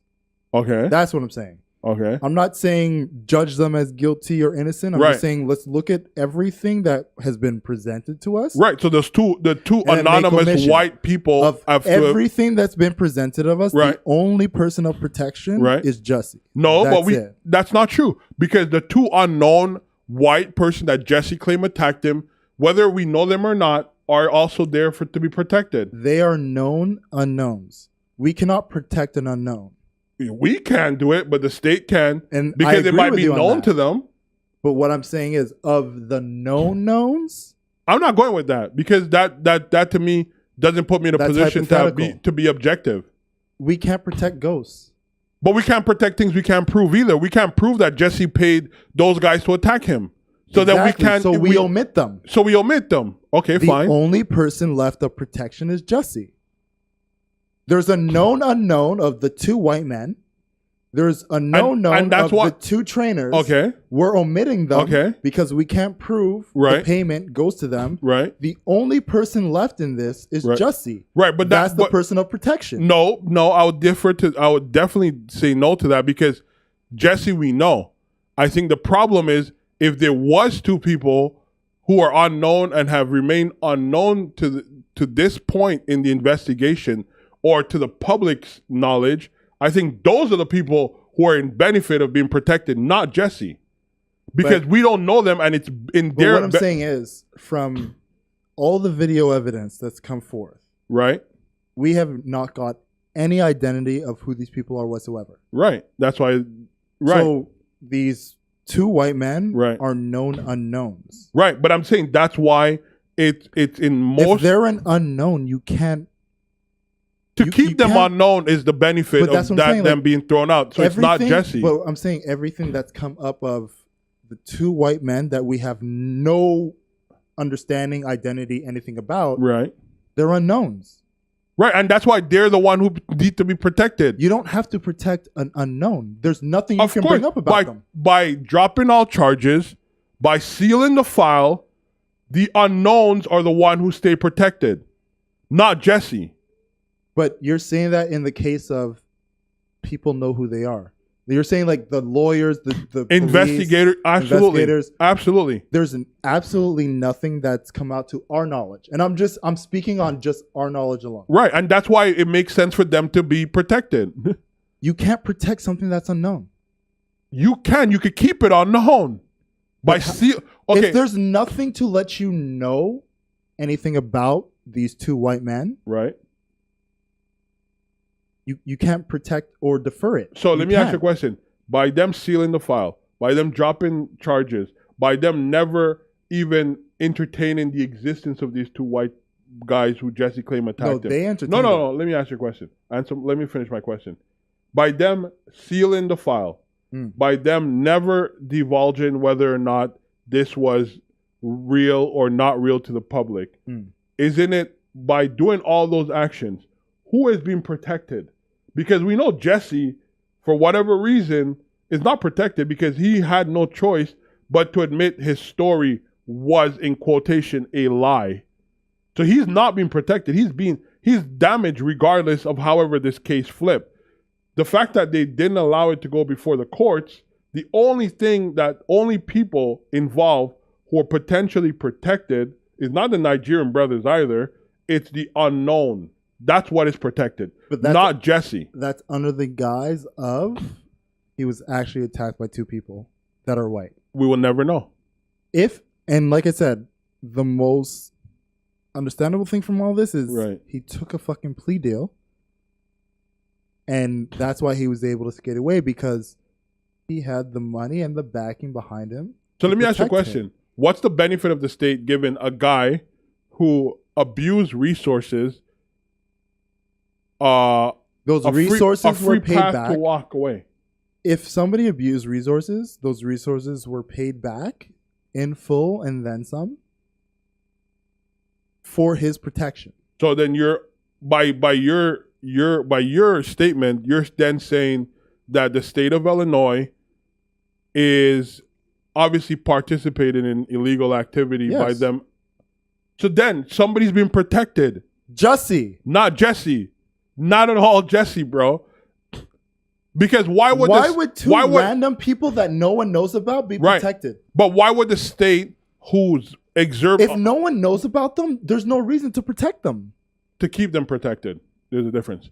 But even if we were to follow your statement, your theory, if we follow your theory, why does it benefit the state of Illinois?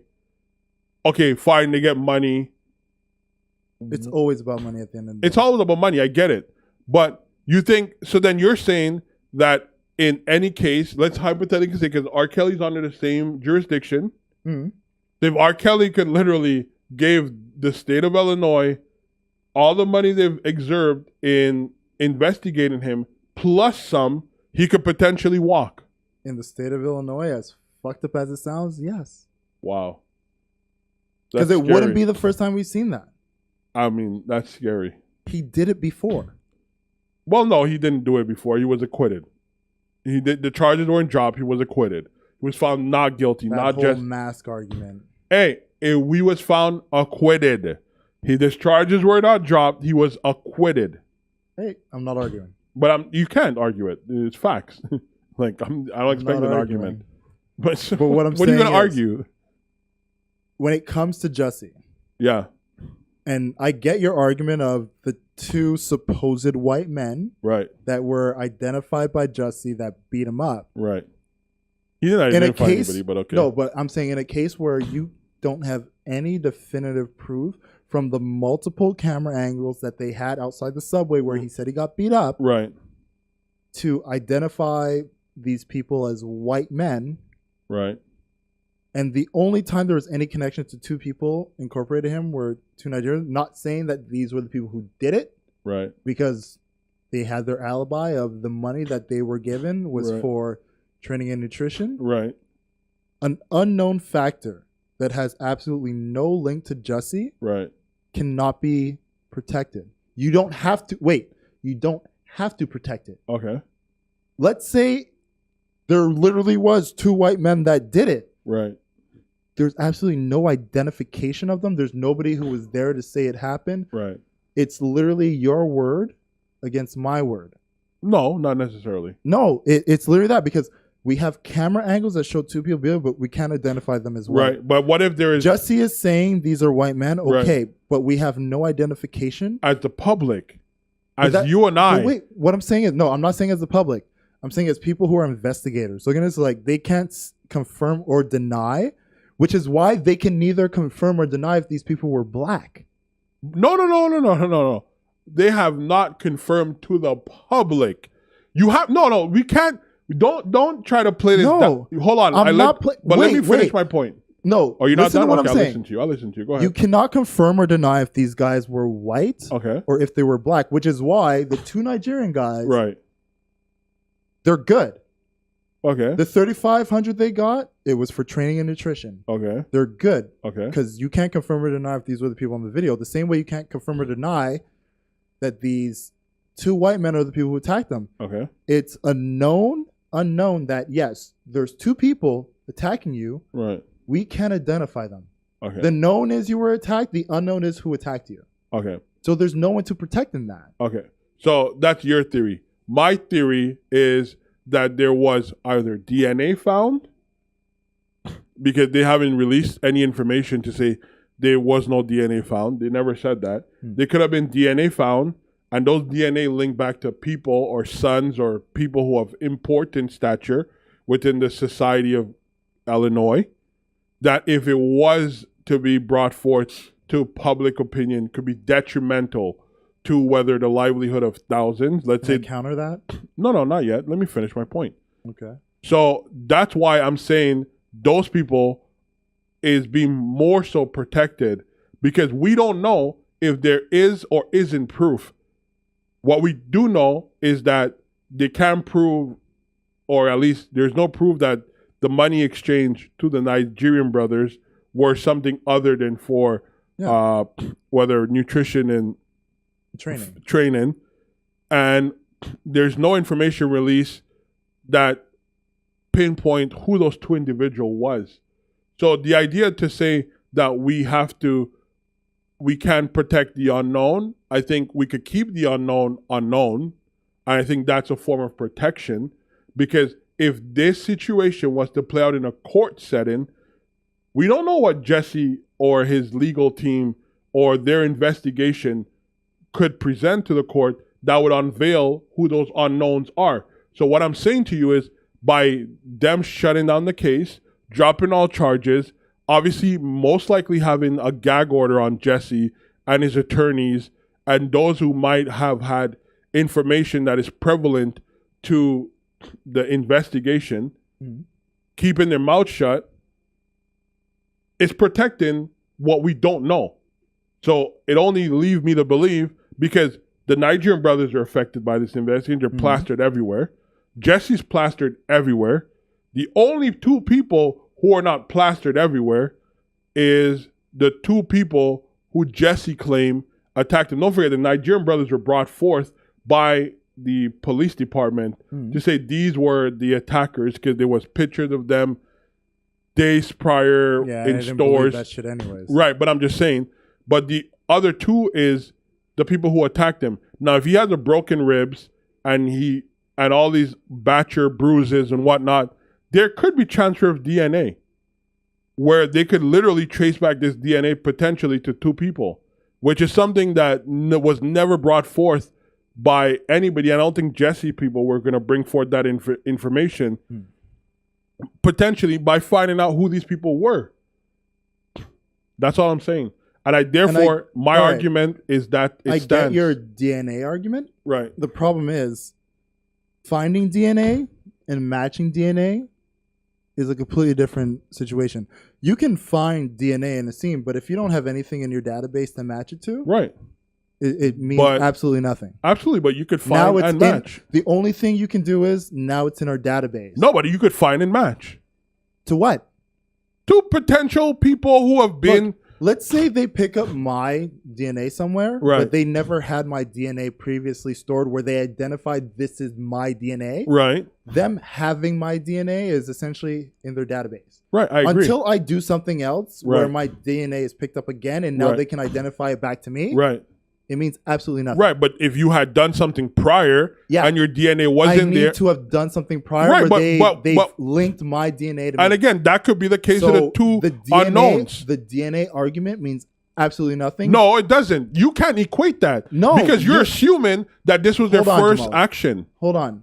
No, I'm not assuming it's their first action or first criminal thing. I'm saying if you did not have my DNA matched to me prior in a database where it's like, this is my DNA. Right. And then I do this crime, my DNA is on Jussie, and then they, boom, match it. Right. There will be no match. Absolutely. I agree with that. I'm not saying otherwise. Let's say they did find DNA on Jussie through this whole thing. They ran through their database. Right.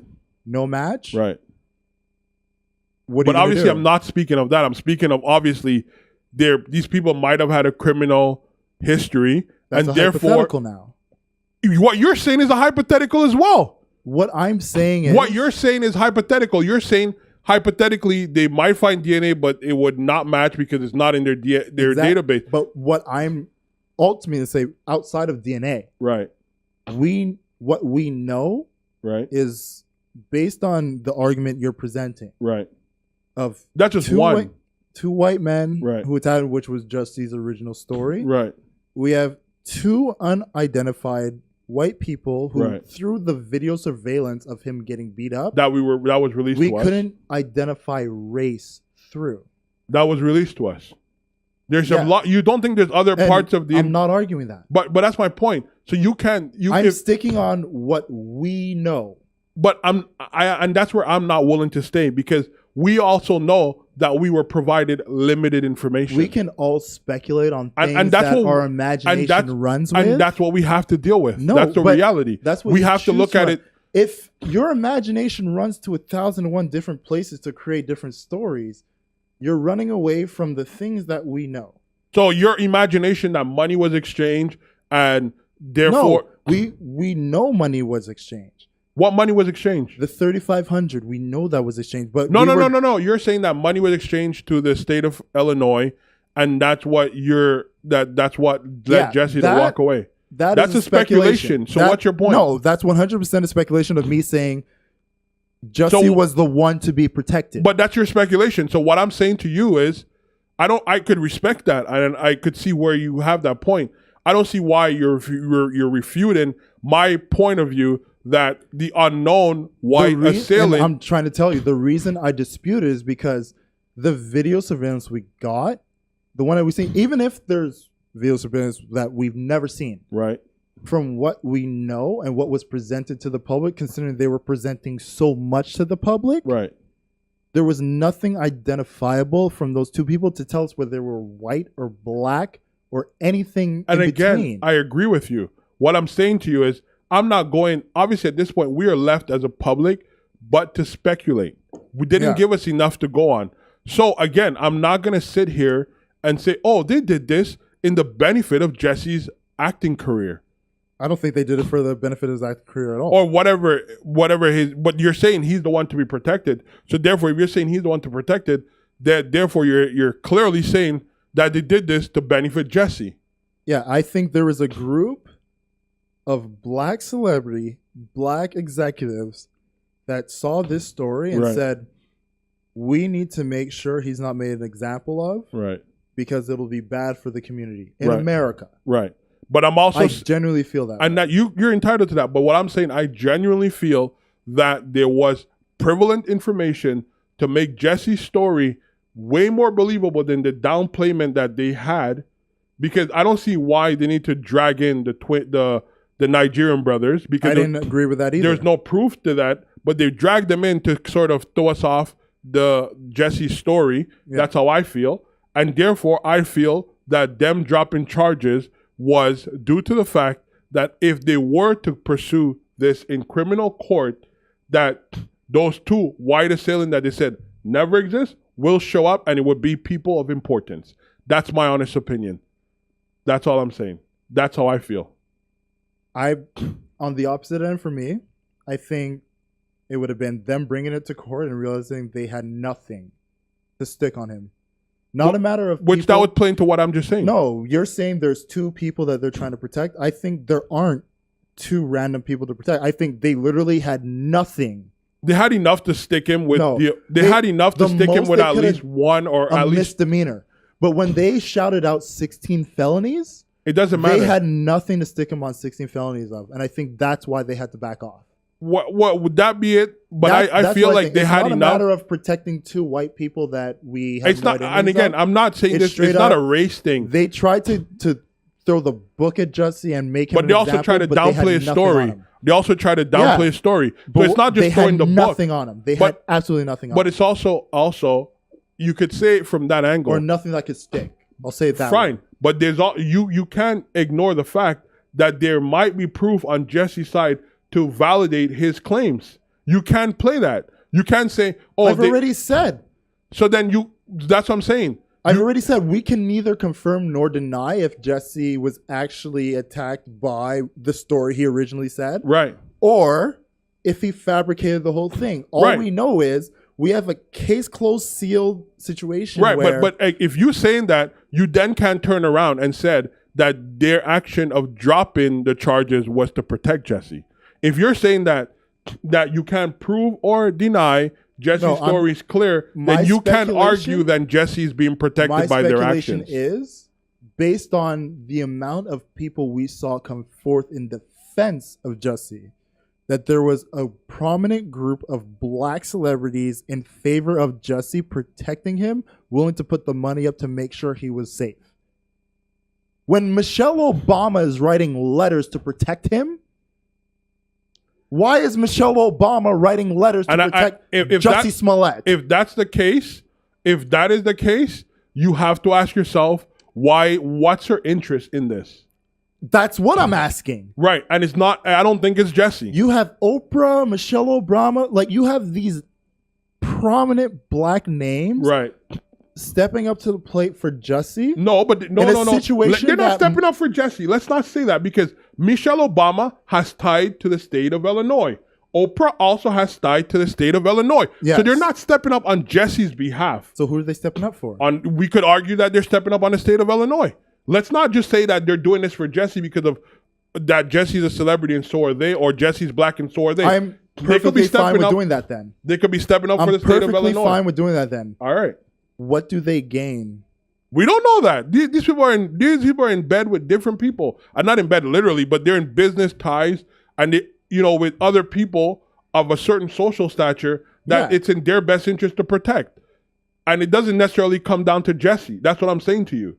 But what I mean is, if they're doing it to protect the state of Illinois, or people who are highly positioned within the state of Illinois,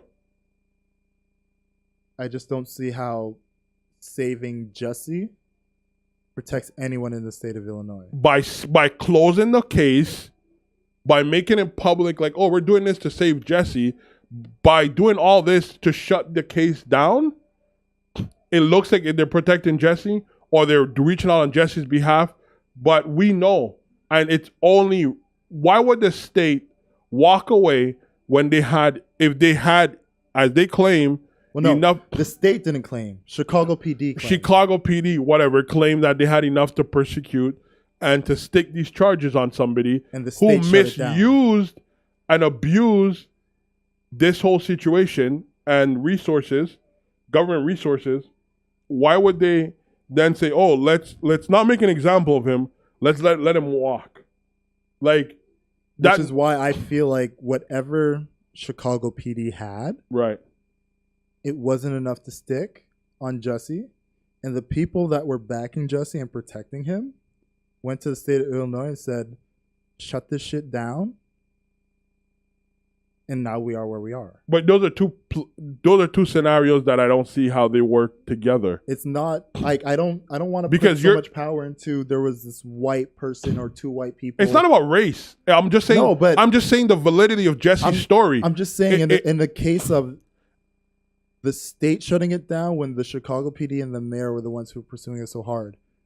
If the state is looking at this and saying it's done after these people who have ties to the state are saying it, I just look at it as they had investment with him. They looked at him and like, what these guys are trying to do, we know they've done this before. We know their history. We know they just want to make an example of them. Shut it the fuck down. The government of Illinois or the state of Illinois is not comprised of one individual. No, it's not. It's comprised of multitude of individuals. It's a board. It's a group. Right. Right. Therefore, there could be one person who has deep interest in having this shut the fuck down. It has nothing to do with one individual in the sense of like the state of Illinois put their foot down and said, hey, you don't have enough, back away. It could be one person who has an interest of protection. And that's all I'm saying. I am not going to go out on a limb to say Jussie's story is completely false or completely true. If I agree with what you're saying, because I do see that as well. But what I'm saying, it's only fair that we give the other side an opinion or a possibility. And I'm with you on that as well. Right. So therefore, that's what I'm saying. It's a possibility that they drop the charges in the benefit of protecting or having information divulged to the public that could start an uprising. And to me, an uprising, bro, if you let's entertain this for 1 second. If you found out that there was DNA proof to whether a board member of the governor in the government sector of Illinois, the state part, like let's say it's one of the representative, they had two sons and their son was the culprit, and these are troubled youth that they have, and they did all this, and there's proof whether a second video is available to see that they drove off and they tracked the license plate, whether the DNA matched those people. Like there's a lot of obviously hypotheticals. There would not be an uprising. Not an uprising in the sense of like they're gonna burn the city down, but it's another demonstration of white privilege, as they would say, right? These are things that these are plausible scenarios. I am not gonna ignore those plausible scenarios. We were only afforded certain information. Well, and I feel like I'm just going to jump down another rabbit hole bringing this up. A lot of people have been saying that Jussie getting off is an example of rich privilege in general. Absolutely. I'm not denying that. People talk about white privilege. No, this is celebrity privilege and rich privilege of Jussie essentially having everything dropped without it going to trial, without it being examined or investigated. I agree with you 110%. I am. I'm only trying to give the other side of the coin. Because that side is obviously there. I'm full on here for all and any perspectives because this is such an entangled situation where no matter how deep you go, there's something else that comes out of it. There's so many other angles you can look at. There's so many perspectives. Unknown variables, everything. And it's mostly because there's so much shit we don't know. Right, exactly. So with that being said, let's table this for now. Oh, definitely. Unless for some strange reason something in the case file gets... Well, nothing's going to get leaked, bro. Dude, it's Chicago. You never know. This shit never happened according to their records. You never know. According to the records, Jussie Smollett somebody might just unblacken the redacted parts and show us something. That somebody will be floating on a river. We're not talking Tina Turner. They did it for the people. They'll be floating on a river. They did it for us. They'll be floating on the river. Trust me. All right, guys. I don't even know what time we're at, so I feel like it's time to wrap it up because we gave you more than you deserve. No, you guys deserve it. I haven't been here for a while. Oh, Jamali feels like he should give you 4 hours. Fuck, we're Joe Rogan over here. I could give you as much as you're willing to take. Anything you want to close off with the people? I mean, like I said, love is love, man. Just try to put positive energy out, and I think that's what the universe will give you back. I love that. I'm not even going to add on to it. I'm just going to let it ride as it is. Thank you guys so much for listening to us. As always, you know where you can reach us. We are on Twitter. We are on fucking Facebook. We are on Instagram. We're on YouTube. It's either Don't Be Mad Pod or Don't Be Mad Podcast. If you type that into Google, you'll find us. Don't Be Mad Podcast. We are there. You're going to link up with all of us. You're going to find all of our Instagrams, Twitters, all that shit. Also, hit us up. Email, DMs. We respond. We go through the comments. We're very interactive. We love to hear from you guys. Tell us if we're doing well. Tell us if we're doing terrible. Oh, most definitely. I appreciate it. No, we love both sides of the coin. With that being said, tell your family, tell your friends, tell your pets. Listen to the Don't Be Mad podcast. We love you guys, and we're out. We're out. Peace. Thanks for listening.